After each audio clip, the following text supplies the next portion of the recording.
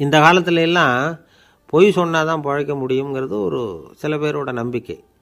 ஒரு அப்பாவுக்கு தன் மகனுக்கு பொய் சொல்ல தெரியலையேங்கிற கவலை. பொய் சொன்னால் தான் இந்த உலகத்தில் பிழைக்கலாம், ஆனால் இவனுக்கு அது தெரியலையே, அதனால் இவனை அழைச்சிட்டு போய் நடுக்கடலில் விட்டுட்டு வந்துடுவோம் அப்படின்னு அழைச்சிட்டு புறப்பட்டான். கடற்கரைக்கு போனான். மகனுக்கு சந்தேகம், எங்கேப்பா என்னை அழைச்சிட்டு போகிறேன்னு கேட்டிருக்கான். கடலில் மீன் பிடிக்க கற்றுக் கொடுக்க போகிறேன் உனக்கு அப்படின்னானா. நான் ஏற்கனவே மீன் பிடிச்சிட்டேனேன்னானா இவன் மகன். எங்கே அதுன்னு கேட்டிருக்கான் அப்பங்காரன். சுட்டு சாப்பிட்டுட்டேன்ருக்கான் புள்ள. அப்பங்காரன் பார்த்தான், சரி நம்ம புள்ள பொழைச்சிக்கோ அப்படின்னு சொல்லி திருப்பி அழைச்சிட்டு வந்துட்டானா. ஒரு ஆள் அசையாமல் கிடக்கிறார், அவர் இருக்காரா போயிட்டாராங்கிறத எப்படி முடிவு பண்ணுறோம்? அவர் மூக்குக்கு முன்னாடி புறங்கையை வச்சு பார்க்குறோம், மூச்சு வருதா இல்லையா அப்படிங்கிறத கண்டுபிடிக்கிறதுக்காக. மூச்சுங்கிறது அவ்வளவு முக்கியமான ஒரு விஷயம். சுவாசம் இல்லைன்னா எதுவுமே இல்லை. நம்ம பூமி இருக்க அது கூட சுவாசிக்குதுங்கிறத சோவியத் விஞ்ஞானிகள் கண்டுபிடிச்சிருக்கிறாங்க. பூமிக்கு மேலே இருக்கிற மண் அடுக்கில் காற்றில் உள்ள ஆக்சிஜன் ஆக்சிகரணம் அடையுது அப்படின்னு தான் இதுவரைக்கும் எல்லோரும் நம்பிக்கிட்டு இருந்தாங்க. ஆனால் இப்போ என்ன கண்டுபிடிச்சிருக்கிறாங்கன்னா, அந்த ஆக்சிஜன் பூமிக்குள்ளே 1 கிலோமீட்டர் ஆழம் வரைக்கும் ஊடுருவி போகுதான். பூமிக்குள்ளே 2 பக்கமும் பல கிலோமீட்டர் வரைக்கும் பரவுதான். பூமிக்குள்ளே இருக்கிற நீர்நிலை அடுக்குகள் தான் நுரையீரல் செய்கிற வேலையை செய்யுதான். நம்ம உடம்புல நுரையீரல் இல்லைன்னா ஒன்றும் நடக்காது. ஒரு மரத்தை தலைகீழாக தொங்க போட்டால் எப்படி இருக்கும் அப்படி யோசிச்சு பாருங்கள். அப்படி தான் இதுவும், நுரையீரலும் அப்படி தான் இருக்கும். வலது பக்கம் ஒன்று, இடது பக்கம் ஒன்று. வலது பக்கம் நுரையீரல் கொஞ்சம் பெருசாக இருக்கும், நுட்பமான நரம்பு குழாய்கள் அதில் இருக்கும். கோடிக்கணக்கான நுண்ணிய குழாய்களை வச்சுக்கிட்டு தான் அது வேலை செய்யுது. 25 கோடி குழாய்கள் இருக்கும். அதை அப்படியே முழுசாக பிரித்து பரப்புனா ஒரு டென்னிஸ் கோர்ட்டில் பாதி பரப்பளவு இருக்குமா. நுரையீரல் நிறம் கருஞ்சிவப்பு தான். புகை அதிகமாக உள்ளே போச்சுன்னா அது கருப்பாயிடுது. காற்றுல உள்ள பிராணவாயுவை இது இழுத்து எடுத்துக்கிட்டு ரத்தத்தை சுத்தப்படுத்துகிற முக்கியமான வேலையை இது செய்யுது. அசுத்த காற்றை வெளியில் அனுப்பி வச்சுருது. ஒருத்தர் வேகமாக ஓடி வரார், அவருக்கு மூச்சு இறைக்கும். பயங்கரமாக எதையாவது பார்த்து விடுறார், உடனே மூர்ச்சி ஆகிடுவார். இது மாதிரி சமயங்களில் வேறு எந்த தூண்டுதலும் இல்லாமல் நுரையீரல் தானாகவே இயங்கும். இப்படி ஒரு அவசியம் ஏற்படுறப்போ இயக்கத்தை தூண்டி விடுற முக்கியமான இணைப்பு மூளைக்கு கீழே முதுகு எலும்புக்கு மேற்பகுதியில் இருக்குது. அது உடனே சுவாசத்துக்கு அவசர உதவியை கொடுக்குது. இப்போ ஒருத்தர் பேசாமல் உட்காந்துருக்கார். இந்த சமயத்தில் அவருக்கு 1 பங்கு காற்று தேவைப்படுதுன்னு வச்சுக்கோங்க. அவர் எழுந்திரிச்சு நடக்கும் பொழுது 1.5 மடங்கு தேவைப்படும். ஓடினார்னா 3 மடங்கு தேவைப்படும். படுத்துருக்கிறப்ப 1/2 மடங்கு தான் தேவைப்படும். இதுக்கு நிமிஷத்துக்கு 16 தடவை மூச்சு விட்டாகணும். இப்படி சாதாரணமாக உள்ளே இழுக்கிற காற்று கொஞ்சம்தான் இருந்தாலும் இது மாதிரி 8 மடங்கு காற்றை உள்ளே இழுத்து வச்சுக்கிற சாமர்த்தியம் நுரையீரலுக்கு இருக்குதான். தண்ணி, நுண்கிருமிகள், ரசாயன பொருள் இப்படி எது உள்ளே போனாலும் நுரையீரல் சமாளிச்சுக்கும். 30 வருஷமாக விடாத புகை பிடிக்கிறவர் தொடர்ந்து உள்ளே அனுப்பி வைக்கிற புகையை கூட சமாளிக்குதுன்னா பார்த்துங்களேன். உள்ளே போகிற புகை நுட்பமான சுவாச முடிச்சுகளை அழிச்சு விடுது. கறி புகை அது மேலே படிஞ்சு உபயோகம் இல்லாமல் பண்ணிவிடுது. ஆனாலும் தேவைக்கு அதிகமாக 8 மடங்கு கூடுதலாக சுவாச முடிச்சுகள் நம்ம உடம்புக்குள்ளே இருக்கிறதுனால சமாளிக்க முடியுது. சமாளிக்க முடியலன்னா சில சமயம் மூச்சு திணறும். அதை ஒரு எச்சரிக்கையாக எடுத்துக்கிட்டு புகை பிடிக்கிற பழக்கத்தை விட்டுடணும். அதுதான் நல்லது. ஆனால் அப்படி யார் விடுறது? இணை பிரியாத 2 நண்பர்கள் இருந்தாங்களாம். 2 பேரும் விடாமல் சிகரெட்டு குடிக்கிறவங்க. அதில் ஒருத்தன் செத்து போட்டான். இன்னொருத்தன் அதுக்கப்புறம் 2 சிகரெட்டாக குடிக்க ஆரம்பித்தானான். ஏன் இப்படி பண்ணுறேன்னு கேட்டிருக்காங்க. நான் ஒரு சிகரெட்டு தான் குடிக்கிறேன், செத்து போன என்னுடைய ஃப்ரெண்டு இருக்கானே செத்து போனவன், அவனுக்காக இன்னொரு சிகரெட்டு குடிக்கிறேன் அப்படின்னு நானா. இது ரொம்ப ஆபத்து, விட்டுடு அப்படின்னு சொல்லியிருக்காங்க. சரின்னு ஒத்துக்கிட்டான். ஆனால் அதுக்கப்புறமும் ஒரு சிகரெட் விதமாக குடிச்சிக்கிட்டே இருந்தான். சிகரெட்டு பழக்கத்தை நீ இன்னும் விடலையான்னு கேட்டாங்களாம். அந்த பழக்கத்தை நான் எப்போவோ விட்டுட்டேன், இப்போ நான் குடிக்கிறது என் ஃப்ரெண்டுக்காக அப்படின்னு நானா. இவங்கெல்லாம் எப்படி திருந்துறது? என்னை விட யோக்கியம் இந்த உலகத்தில் வேறு யாரும் இல்லை சார் அப்படின்னார் ஒருத்தர். அவரை விட அயோக்கியன் வேறு யாரும் இருக்க முடியாதுங்கிற முடிவுக்கு கேட்டவங்க வந்துட்டாங்களாம். மனுஷனுக்கு இருக்கிற ஒரு மிகப்பெரிய குறையே தன்கிட்ட இருக்கிற குறை அவனுக்கு தெரியாமல் போகிறது தான். ஆனால் அடுத்தவங்ககிட்ட இருக்கிற குறை இவனுக்கு தெளிவாக தெரிஞ்சிடும். ஒரு ஒட்டகம் ஒரு கொக்கை பார்த்து ஒரு கேள்வி கேட்டுதான். என்ன கேள்வி தெரியுமா? உன் கழுத்து ஏன் இப்படி வளைஞ்சி போயிருக்குது அப்படின்னு கேட்டிருக்கு. இதுக்கு உடம்பே வளைச்சல். இது போய் கொக்கை கிண்டல் பண்ணுது. இன்றைக்கி மனித சுபாவமும் கிட்டத்தட்ட இப்படி தான் இருக்குது. இந்த உலகத்தில் குறையில்லாத மனிதர்கள் யாரும் கிடையாது, நாம் உள்பட அப்படிங்கிறத முதல்ல நாம் நல்லா புரிஞ்சுக்கணும். ஒரு ஊரில் ஒரு விற்பனை நிலையம் இருந்தது. செல்ல பிராணிகளை விற்பனை செய்கிற நிலையம் அது. நாய், கிளி, பூனை இப்படி நிறைய வச்சு விற்பனை பண்ணிகிட்டு இருக்கிறாங்க. நாய்க்குட்டி விற்பனை செய்கிற பகுதியில் ஒரு சிறுவன் நின்றுக்கிட்டு இருந்தான். விற்பனை செய்கிற ஆளுகிட்ட விலை கேட்டுக்கிட்டு இருந்தான். அதோ இருக்குதே அந்த நாய்க்குட்டி என்ன விலை அப்படின்னு கேட்டானா. 1000 ரூபா அப்படின்னாரான். சரி அது வேணாம், இது என்ன விலைன்றிருக்கான். 500 ரூபா அப்படின்னாரான். இந்த சின்ன பையன் கையில் வச்சுருந்தது வெறும் 50 ரூபா தான். அதனால் இதை விட குறைச்சலாக கிடைக்குமான்னு பார்த்துருக்கான். அந்த கடையில் ஒரு மூலையில் சரியாக கவனிக்கப்படாமல் ஒரு நாய்க்குட்டி படுத்து கிடந்தது. பாவமாக கத்திக்கிட்டு இருந்தது. அதை பார்த்ததுமே இவனுக்கு அது ரொம்ப பிடிச்சி போச்சு. உடனே அந்த கடைக்காரரை பார்த்து, அதுவும் அந்த மூலையில் படுத்து கிடக்குதே அந்த நாய்க்குட்டி என்ன விலை அப்படின்னு கேட்டிருக்கான். தம்பி, அது ஒரு கால் ஊனம், அதனால் அது உன்னோட குதித்து விளையாடவோ ஓடுறதோ அதால் முடியாத காரியம் அப்படின்ட்டுருக்கார் அவர். அது தெரிஞ்சுதாங்க கேட்குறேன், அதோட விலை என்ன அதை மட்டும் சொல்லுங்களேன் அப்படின்ட்டுருக்கான். தம்பி, இது வந்து கால் ஊனம் உள்ள ஒரு நாய். இதை போய் காசு கொடுத்து வாங்கிறதுக்கு யாராவது பிரியப்படுவாங்களா? இதை நான் உனக்கு இலவசமாகவே தர்றேன், எடுத்துகிட்டு போ அப்படின்னாரான். இதை கேட்டதும் அந்த சிறுவனுக்கு கோவம் வந்துட்டு தான். நீங்கள் ஒன்றும் சும்மா கொடுக்க வேணாம், இந்தாங்க 50 ரூபா, இதை வச்சுக்கிட்டு நாய்க்குட்டியை கொடுங்க அப்படின்ட்டுருக்கான். அவருக்கு ஒன்றும் புரியல, ஆச்சரியமாக இருந்தது. சரின்னு பணத்தை வாங்கிட்டு நாய்க்குட்டியை தூக்கி கொடுத்தார். அந்த சிறுவன் அந்த நாய்க்குட்டியை 2 கையாலையும் வாங்கினா, மார்போடு பிரியமாக சேர்த்து அணைச்சிக்கிட்டான். தெருவில் இறங்கி நடக்கிறான். அப்படி நடக்கும்பொழுது தான் பார்க்குறார், கடைக்காரர் வந்து ஆச்சரியமாக அவனை பார்க்குறார். அப்போ தான் அவருக்கு ஒரு விஷயம் புரியுது.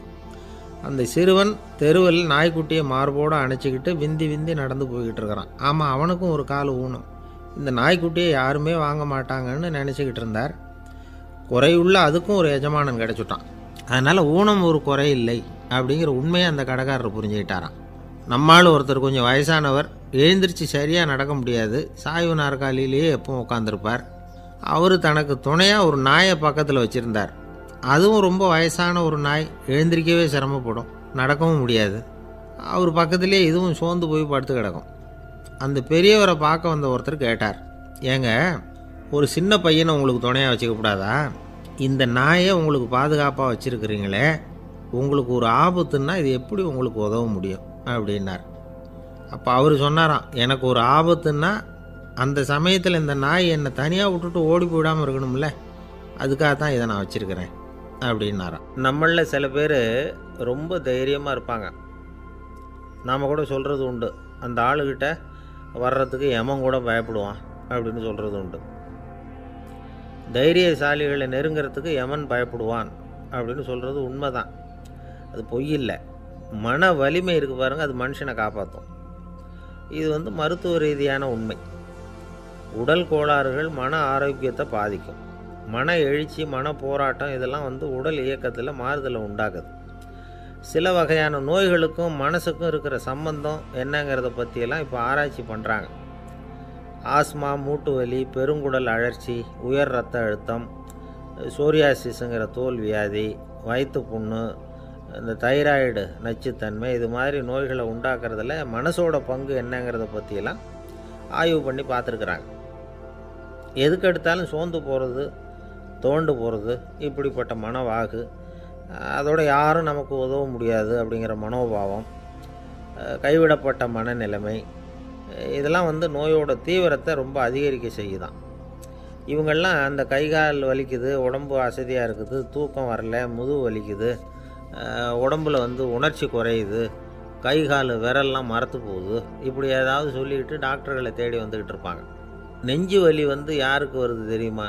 பதற்றம், போட்டி மனப்பான்மை, அளவுக்கு அதிகமான வேகம், துடிப்பு, பேராசை, இதுலேயும் கட்டுப்பாடு, நேரம் தவறாமை, அப்புறம் இதெல்லாம் வந்து உள்ள மனவாக உள்ளவங்க இருக்கிறாங்கல்ல, அவங்க பெரும்பாலும் நெஞ்சு வலிக்கு ஆளாயிடுறாங்களாம். ஃப்ரீட்மேன் அப்படிங்கிறவர் நிறைய ஆராய்ச்சியெல்லாம் பண்ணி பார்த்துட்டு இதை உறுதிப்படுத்தியிருக்கிறார்.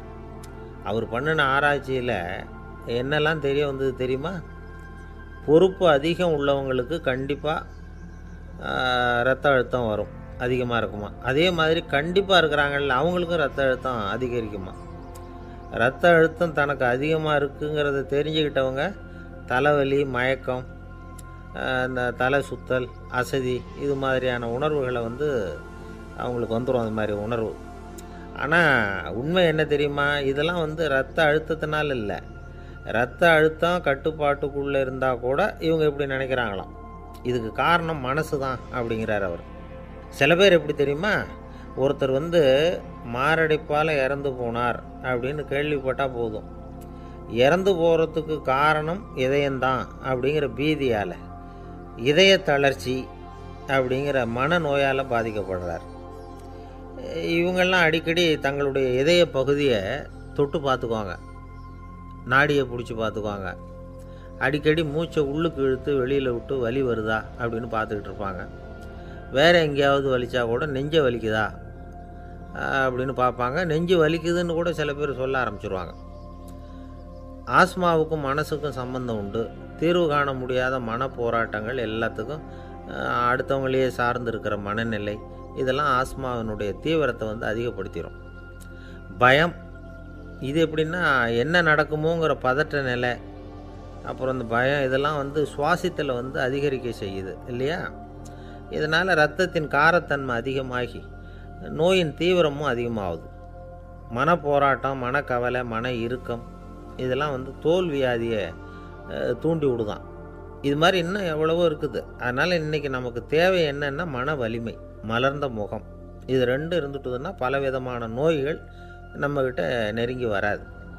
டாக்டர், என்ன நெருங்காமல் இருக்கிறதுக்கு நான் ஒரு காரியம் பண்ணுறேன் அப்படின்னார் ஒருத்தர்.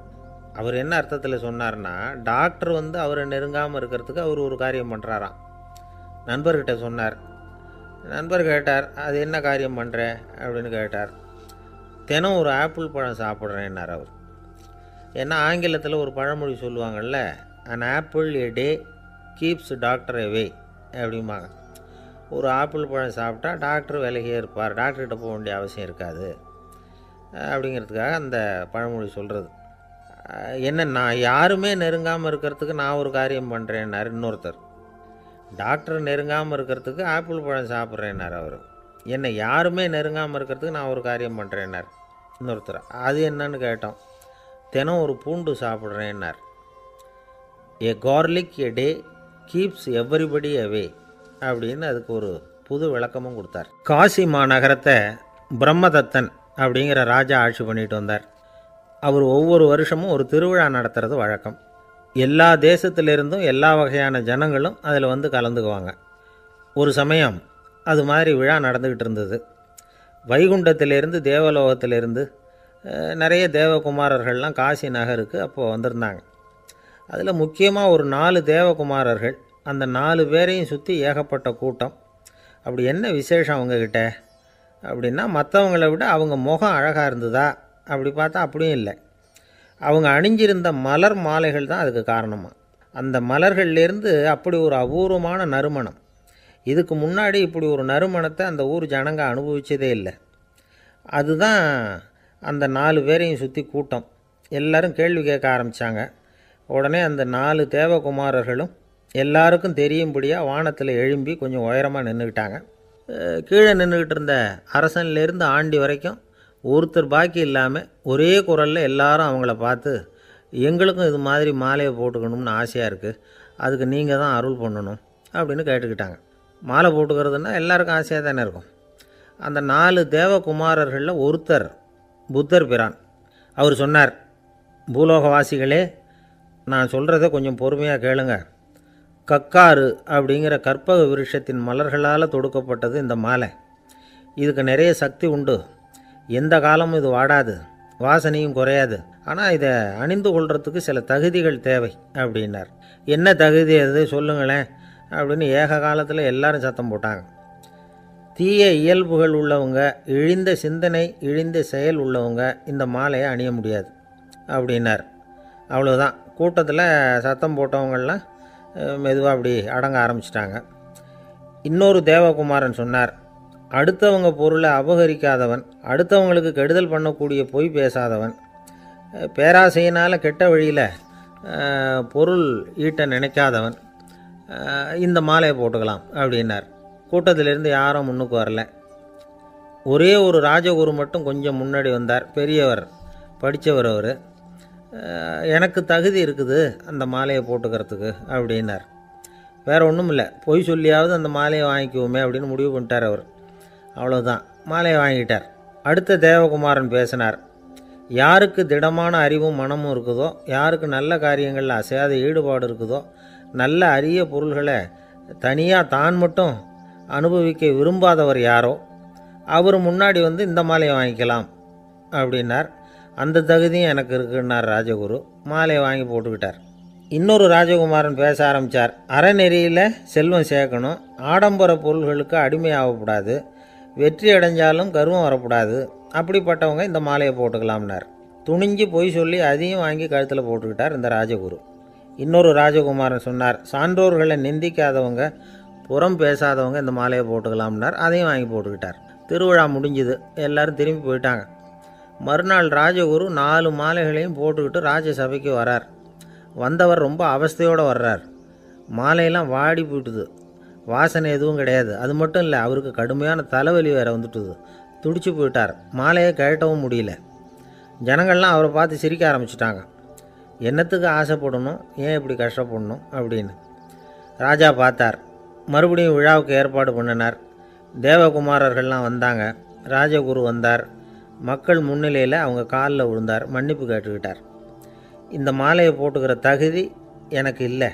தகுதி இல்லாத ஒருத்தன் தகாத தகுதியை பொய் மூலம் பெறணும்னு ஆசைப்படுறாங்களே, அவங்களுக்கெல்லாம் என்னுடைய தண்டனை ஒரு எச்சரிக்கையாக இருக்கட்டும்னார். அதுக்கப்புறம் தேவகுமாரர்கள் அவர் கழுத்தில் இருக்கிற மாலையை கழட்டினாங்களாம்.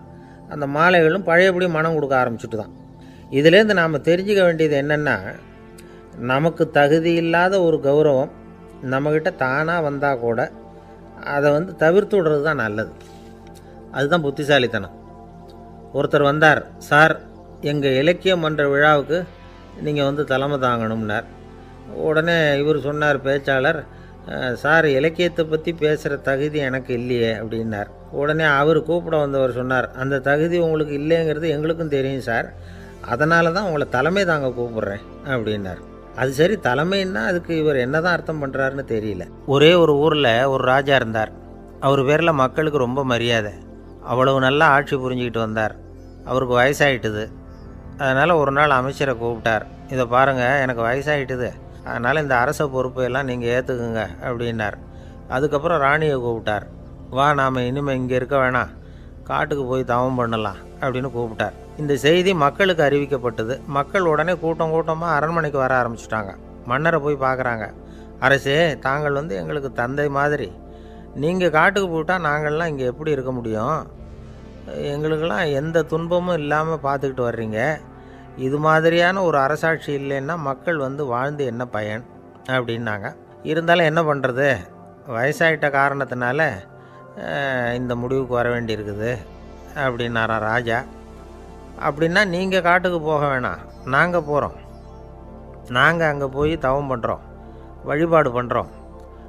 கடவுள் வருவார், அவர்கிட்ட வரம் வாங்கிட்டு வந்துடுறோம் அப்படின்னாங்களாம். அப்படி சொல்லிவிட்டு உடனே எல்லோரும் காட்டுக்கு போனாங்க. நாட்டு மக்கள் எல்லாரும் ஒட்டு மொத்தமாக காட்டில் உட்காந்துக்கிட்டு தவம் பண்ணுறதை பார்த்தார் கடவுள். உடனே புறப்பட்டு வந்தார். எல்லோரும் இப்படி உட்காந்துருக்கிறீங்களே, என்ன வேணும் உங்களுக்கு அப்படின்னு கேட்டார். உடனே மக்கள் எல்லாரும் ஒரு குரலில் சொன்னாங்க, சுவாமி, எங்கள் மன்னன் ரொம்ப நாளைக்கு நல்லபடியாக இருக்கணும். அவர் மகிழ்ச்சியாகவும் உடல் நலத்தோடும் இருந்தால் தான் நாங்கள் அமைதியாக வாழ முடியும் அப்படின்னாங்க. சரி, அதுக்கு என்ன செய்யணும் அப்படின்னார் ஆண்டவன். எங்கள் மன்னருக்கு இன்னும் ஒரு 100 வருஷம் ஆயுளை கொடுங்க அப்படின்னாங்க. அவ்வளவு தானே, சரி அப்படியே ஆகட்டும் அப்படின்னு சொல்லிவிட்டு ஆண்டவன் போயிட்டார். மக்கள் மகிழ்ச்சியோடு திரும்பி வந்தாங்க. மன்னா, கடவுள் வரம் கொடுத்துட்டார், நீங்கள் 100 வருஷம் வாழ போகிறீங்க அப்படின்னாங்க.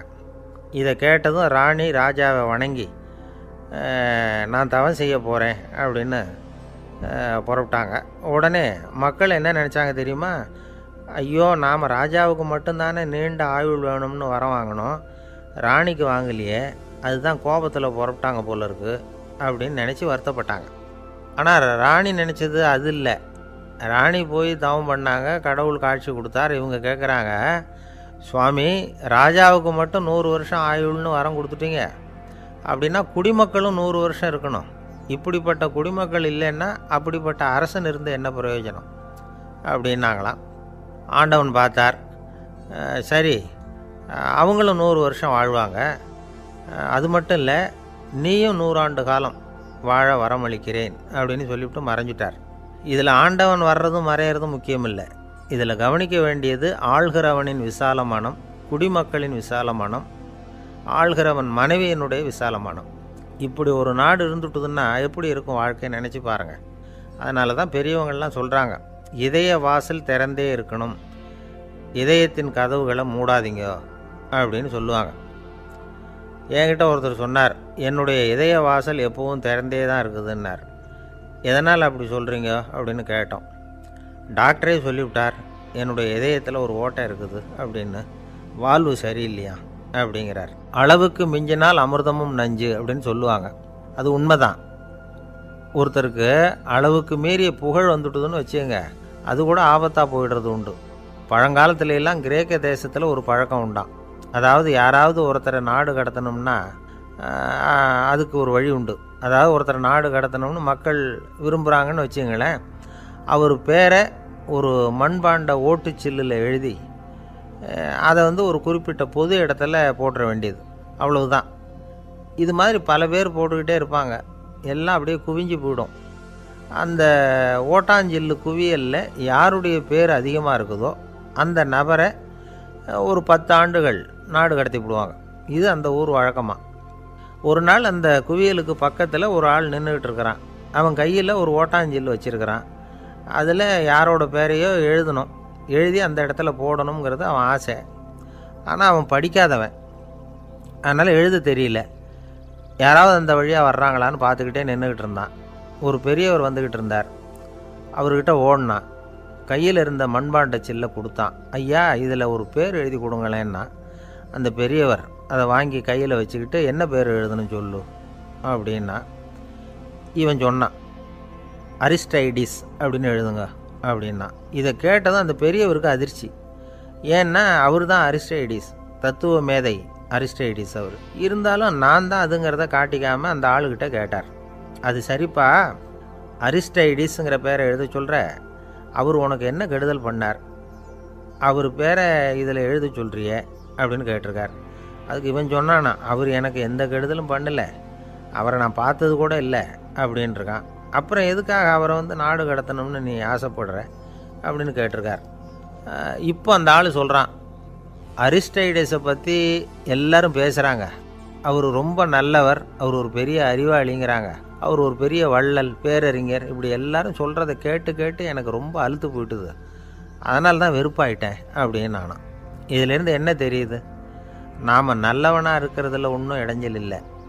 ஆனால் நம்மளை நல்லவன் நல்லவன் எல்லாரும் சொல்ல ஆரம்பிச்சிட்டாங்கன்னு வச்சுக்கோங்க, அப்போ இடைஞ்சல் ஆரம்பம்னு அர்த்தம். எதுவுமே அளவுக்கு மிஞ்சி போகாமல் பார்த்துக்க வேண்டியது ரொம்ப அவசியம். அளவுக்கு அதிகமாக ஆசைப்படாதவங்களில் ஆப்ரஹாம் லிங்கனும் ஒருத்தரான். அவர் ஒரு தடவை தன்னுடைய நண்பர்கள்கிட்ட பேசிக்கிட்டு இருந்தாராம். ஒருத்தர் கேட்டிருக்கார், ஒரு மனுஷனுக்கு கால்கள் எவ்வளோ உயரம் இருக்கணும் அப்படின்னு கேட்டாராம். இதுக்கு ஆப்ரஹாம் லிங்கன் சொன்னாராம், அது என்ன, இடுப்புலேருந்து தரையை தொடுற அளவுக்கு உயரம் இருந்தால் போதும் அப்படின்னாராம். ஒரு ஜென் துறவி, அவருக்கு ரொம்ப வயசாகிட்டுது, கடைசி காலம். நண்பர்களெல்லாம் கூப்பிட்டார். நண்பர்களே, நான் வித்தியாசமான முறையில் சாகணும்னு ஆசைப்படுறேன், அதுக்கு ஏதாவது யோசனை சொல்லுங்களேன் அப்படின்னு கேட்டாராம். நண்பர்கள் சிரித்தாங்க. என்ன பேச்சு பேசுகிறீங்க, சாவறதுங்கிறது என்ன விளையாட்டு கத்தனமான காரியமா அப்படின்னு கேட்டிருக்காங்க. அந்த துறவி கொஞ்ச நேரம் யோசனை பண்ணார். அப்புறம் கேட்டாராம், இது வரைக்கும் யாராவது நடந்துக்கிட்டே இறந்துருக்குறாங்களா அப்படின்னாராம். எல்லாரும் இல்லைன்னாங்களாம். ஒருத்தர் மட்டும் சொல்லியிருக்கார், அப்படியும் ஒருத்தர் இறந்துருக்கிறதாக ஒரு கதையில் படிச்சிருக்கிறேன், ஒரு ஞானியால் தான் அப்படியெல்லாம் செய்ய முடியும் அப்படின்னு அவர் சொன்னாராம். சரி, அப்படின்னா அந்த முறை நமக்கு வேணாம், நின்றுக்கிட்டே யாராவது உயிரை விட்டுருக்காங்களா அப்படின்னு விசாரித்தாராம். அப்படியும் ஒருத்தர் இறந்துருக்கிறார் அப்படின்னாங்களாம். மறுபடியும் அந்த துறவி யோசனை பண்ணியிருக்கிறார், ஏதாவது வித்தியாசமான முறையில் நாம் போகணும் அப்படிங்கிறது அவருடைய விருப்பம். மனிதன் எப்படி வாழ்கிறானோ அப்படி இறப்பது தான் நல்லது. சரி, யாராவது தலைகீழாக யோகம் செய்யும் நிலையில் இறந்துருக்கிறாங்களா அப்படின்னு விசாரித்தாராம். நண்பர்கள் சிரித்தாங்க. தலைகீழாக நின்னபடி இறந்ததாக நாங்கள் கேள்விப்பட்டதே இல்லை, அது முடியாத காரியம் அப்படின்ட்டுருக்காங்க. இப்போ அந்த துறவிக்கு திடீர்னு உற்சாகம் வந்துட்டுது. உடனே எழுந்திரிச்சார், தலைகீழாக நின்னார், அப்படியே உயிரை விட்டுட்டார். அவ்வளோதான். அந்த மடாலயத்தில் ஒரே குழப்பம், எப்படி அவரை கீழே இறக்கி படுக்க வைக்கிறது அப்படின்னு புரியல. இப்படி உயிர் விடுறதை பற்றி அவங்க இது வரைக்கும் கேள்விப்பட்டதும் இல்லை. உண்மையிலேயே இவர் இறந்து தான் போனாராங்கிறதும் தெரியல. சோதித்து பார்த்தாங்க, இதய துடிப்பு நாடி துடிப்பு எல்லாம் நின்று போயிருந்தது. இவர் எப்பவும் இப்படி தான், என்ன பண்ணுறது இப்போது அப்படின்னு சொல்லி எல்லோரும் குழம்பிக்கிட்டு இருக்கிற சமயத்தில் ஒரு பெரிய ஒரு யோசனை சொன்னார். இந்த துறவியோட மூத்த சகோதரி பக்கத்து மடாலயத்தில் இருக்கிறாங்க, அவங்கள இங்கே அழைச்சிட்டு வந்தால் ஏதாவது வழி கிடைக்கும் அப்படின்னார். அந்த அம்மாவுக்கு 90 வயசு. அழைச்சிட்டு வந்தாங்க. ஒரு குச்சியை ஊன்றிக்கிட்டு அப்படியே மெதுவாக நடந்து வந்தாங்க. வந்து தம்பி தலைகீழாக நின்று உயிர் விட்டு இறக்கிறத பார்த்தாங்க. தம்பின்னு கூப்பிட்டு பார்த்தாங்க, ஒன்றும் காணோம். உடனே என்ன பண்ணாங்க, தன்னுடைய கைத்தடியால் தம்பியோட உடலை ஒரு தட்டு தட்டினாங்க. ஏப்பா சாகிறப்பவும் உன்னுடைய குறும்புத்தனத்தை விடலையா, இப்படியாடா சாகிறது, ஒழுங்காக செத்து தொலை அப்படின்னாங்களாம். அவ்வளவுதான். உடனே அந்த துறவி திரும்பி நேராக நின்னார். அக்கா கோவப்படாத, நான் ஒழுங்காக சாகிறேன், எப்படி செத்தா என்ன, எல்லாம் எனக்கு ஒன்று தான் அப்படின்னு சொல்லிவிட்டு அப்படியே தரையில் படுத்து உயிரை விட்டாராம். அதுக்கப்புறம் அந்த அம்மா கோலை வந்து கையில் எடுத்துக்கிட்டு அப்படியே திரும்பி கூட பார்க்காம அவங்க பாட்டுக்கு போயிட்டாங்களாம். மரணத்தை ஒரு விளையாட்டாக ஆக்கிய அந்த துறவிக்கு வாழ்க்கையே ஒரு விளையாட்டாக தான் இருந்திருக்குது. எந்த நோக்கமும் இல்லாமல் செயல்படுறதுன்னா என்னங்கிறதும் அவருக்கு தெரிஞ்சிருக்குது. பயனை எதிர்பார்க்காமல் பணி செய்து வாழ்ந்து மறைந்த மகான் அவர். தம்முடைய தொழிலை வந்து விளையாட்டு போல் செய்ய தெரிஞ்சவருக்கு வாழ்க்கையே ஒரு விளையாட்டாக மாறிடும். எல்லாமே விளையாட்டாகி விடுகிற போது மரணமும் விளையாட்டாகிவிடும் அப்படிங்கிறது தான் அந்த தத்துவம். ஆனால் அதுக்கு முன்னாடி உங்களுக்குள்ளே இருக்கிற உண்மையான நடிகனை வந்து நீங்கள் அடையாளம் கண்டுபிடிக்கணும். நீங்கள் நடிக்க வேண்டியதே இல்லை, நீங்கள் ஏற்கனவே நடிச்சுக்கிட்டு தான் இருக்கிறீங்க. நீங்கள் இந்த உண்மையை தெரிஞ்சுக்கணும், அவ்வளவுதான். இதுதான் ஞானிகளுடைய கருத்து. நீங்கள் தெருவில் நடந்து போயிட்டுருக்கிறீங்க, எதிரில் வர்றவர் உங்களை பார்த்து எப்படி இருக்கிறீங்கன்னு கேட்குறார். நல்லா இருக்கிறேங்கிறீங்க. உண்மையிலேயே நாம் நல்லா இருக்க மாட்டோம், ஏதாவது உடம்புல கோளாறு இருக்கும். ஆனால் அப்படி சொல்லுவோம் நல்லா இருக்கிறேன் அப்படின்னு. அது நடிப்பு தானே. உங்களை சந்தித்ததில் ரொம்ப மகிழ்ச்சி அப்படின்னு சொல்கிறோம். உடனே கொஞ்சம் நிதானமாக யோசித்து பாருங்கள், உண்மையிலேயே உங்கள் மனசு மகிழ்ச்சி அடைஞ்சுட்டுதா? அது நடிப்பு தானே. வாழ்க்கையை சரியாக புரிஞ்சுக்கிட்டால் எல்லாமே நடிப்புங்கிறது புரியும். கல்யாண பத்திரிக்கை அனுப்பியிருந்தேனே, ஏன்டா வரலன்னு கேட்டான் ஒருத்தன். வந்திருந்தேனே அப்படின்னானா இவன். டேய் ஏன்டா போய் சொல்கிற, நான் பத்திரிக்கையே உனக்கு அனுப்பலையே அப்படின்ட்டுருக்கான் அவன். அதுக்கு இவன் சொன்னானா, பத்திரிக்கை அனுப்புனேன்னு நீ போய் சொல்கிறப்போ கல்யாணத்துக்கு வந்தேன்னு நான் போய் சொல்லக்கூடாதா அப்படின்னானா. ஒரு பெரிய பியானோ கலைஞர் வியன்னாவில் இருந்தார். ரொம்ப புகழ்பெற்ற இசை கலைஞர் அவர். இங்கிலாந்து மகாராணி விக்டோரியா அவருடைய சங்கீதத்தை கேட்கணும்னு ஆசைப்பட்டாங்க. அவரை அரண்மனைக்கு கூப்பிட்டாங்களாம். பியானோ வாசிக்க சொல்லி கேட்டாங்களாம். இவரும் ரொம்ப பிரமாதமாக வாய்ச்சி காட்டியிருக்கார். உடனே பாராட்டி பரிசுகள்லாம் கொடுத்து அனுப்புனாங்களாம். அந்த இசையை கேட்குறதுல அரசிக்கு ரொம்பவும் ஆர்வம் உண்டு. அதனால் அதுக்கப்புறமும் அந்த கலைஞர் அடிக்கடி அரண்மனைக்கு வர வேண்டிய அவசியம் ஏற்பட்டது. ஏன்னா அரசி கூப்பிட ஆரம்பித்தாங்க. இவர் போகணும், அங்கே இசை நிகழ்ச்சி நடத்தணும். இவர் அங்கே பாடி வாசிக்கிறது உண்டு. ஒரு தடவை வந்து மகாராணி அவரை பார்த்து உங்கள் நாட்டு தேசிய கீதம் பாடுங்களேன் அப்படின்னு கேட்டாங்களாம். உடனே அவர் தன்னுடைய நாடான ஆஸ்திரியாவின் தேசிய கீதத்தை பாடியிருக்கிறார். அவர் பாட ஆரம்பித்த உடனே மகாராணி எழுந்திரிச்சு நின்னாங்களாம். அதுக்கு மரியாதை செலுத்துகிற நோக்கத்தோடு பாட்டு முடிகிற வரைக்கும் அப்படியே நின்றுக்கிட்டு இருந்தாங்களாம். இதுதான் அந்த அரசியினுடைய பெருந்தன்மை. அதாவது நாட்டுப்பற்றுங்கிறது அந்த அளவுக்கு அப்படி இருக்கணும். இப்படி ஒரு அரசியே நம்ம நாட்டு தேசிய கீதத்துக்கு எழுந்திரிச்சு நின்று மரியாதை செலுத்துகிறாங்க அப்படிங்கிறத புரிஞ்சிக்கும் பொழுது அந்த முதிய கலைஞரின் மகிழ்ச்சிக்கு அளவே இல்லையாம். அதுக்கப்புறம் அந்த பியானோ கலைஞர் ஒரு நாள் தன்னுடைய நண்பர் ஒருத்தர்கிட்ட பேசிக்கிட்டு இருந்தாராம். அப்போ சொன்னாராம், மகாராணியார் வந்து எனக்கு எவ்வளவோ பரிசுகள்லாம் கொடுத்துருக்குறாங்க. ஒரு தடவை எனக்கு வைரக்கல் பதித்த அணி ஒன்றை கூட பரிசாக கொடுத்தாங்க. ஆனால் அதை விட உயர்ந்த விலை மதிக்க முடியாத அணி என்ன தெரியுமா, நான் என்னுடைய நாட்டு தேசிய கீதத்தை நான் பாடுறப்போ அவங்க எழுந்திரிச்சு நின்று மரியாதை செலுத்தினாங்களே, அதுதான் எனக்கு கிடைச்ச மிகப்பெரிய பரிசு அப்படின்னாராம். எனக்கு தெரிஞ்ச சங்கீத வித்வான் ஒருத்தர் இருக்கார். சமீபத்தில் ஒரு நாள் அவரை பார்த்தேன்.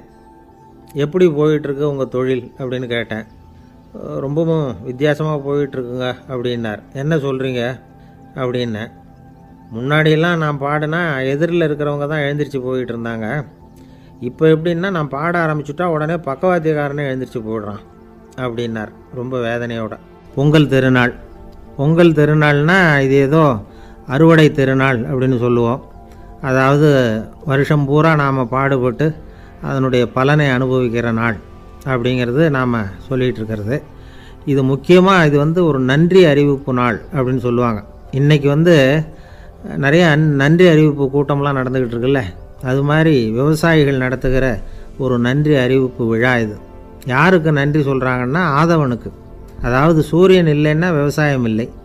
அதனால் ஆதவனுக்கு நன்றி செலுத்துகிற நாளாக இந்த பொங்கல் திருநாளை நாம் கொண்டாடுறோம். அதாவது இந்த பொங்கலில் வந்து விவசாயிகள்கிட்டேருந்து நிறைய பண்புகளை நாம் தெரிஞ்சுக்க வேண்டிய நாள் இது. விவசாயிகள் வந்து அவங்க விவசாயம் முன்னேறி இருக்கிற அளவுக்கு விவசாயிகளுடைய வாழ்க்கை தரம் முன்னேறலை. அந்த அளவுக்கு அவர்கள் வந்து நாட்டுக்காக உழைச்சிக்கிட்டு இருக்கிறாங்க. அந்த காலத்திலே அதை பற்றி ஒரு கதை சொல்கிறது உண்டு. ஒரு வயசான ஆள் நிலத்தில் ஏறு உழுதுகிட்டு இருந்தாராம். கிழிஞ்சு போன ஒரு சின்ன துண்டை தான் இடுப்பில் கட்டியிருந்தாராம். தலையில் ஒரு கந்தலை சுற்றி இருந்தார். உடம்பு பூரா சேரு, ரொம்ப ஏழை. ஏறு ஓட்டிகிட்டு இருக்கிறவர் வேறு எப்படி இருப்பார்? இருந்தாலும் அந்த ஆள் ரொம்ப ஜாலியாக பாட்டு பாடிக்கிட்டே ஏறு உழுதுகிட்டு இருந்தாராம். உடம்புல தான் அவர் ஏழையை தவிர மனசில் ஒரு ஏழையாக தெரியல. அந்த சமயத்தில் அந்த நாட்டு ராஜா அந்த பக்கமாக குதிரை மேலே வந்தாராம். வேட்டைக்கு போயிட்டு பரிவாரங்களோடு திரும்பி வந்துக்கிட்டு இருக்கிறார். ரொம்ப செல்வ செழிப்பில் இருக்கிற ராஜா அவர் இந்த வயசான விவசாயியை பார்த்துருக்கார். இந்த ஆள் ரொம்பவும் ஏழைங்கிறது அவர் பார்த்தாவே பளிச்சுன்னு தெரியுது. கட்டிக்கிறதுக்கு நல்ல துணி இல்லை, உடம்போ இழைச்சி போயிருக்குது, வயிறு முதுகில் போய் ஒட்டிக்கிட்டு இருக்கு, கண்ணு குழி விழுந்து போயிருக்குது. ஆனாலும் முகத்தை பார்த்தா சந்தோஷமாக இருக்கிற மாதிரி இருக்குது. இவ்வளோ உற்சாகமாக பாடிக்கிட்டு இருக்கிறாரே அப்படின்னு ஆச்சரியமாக நினச்சி பார்த்தார் அந்த ராஜா.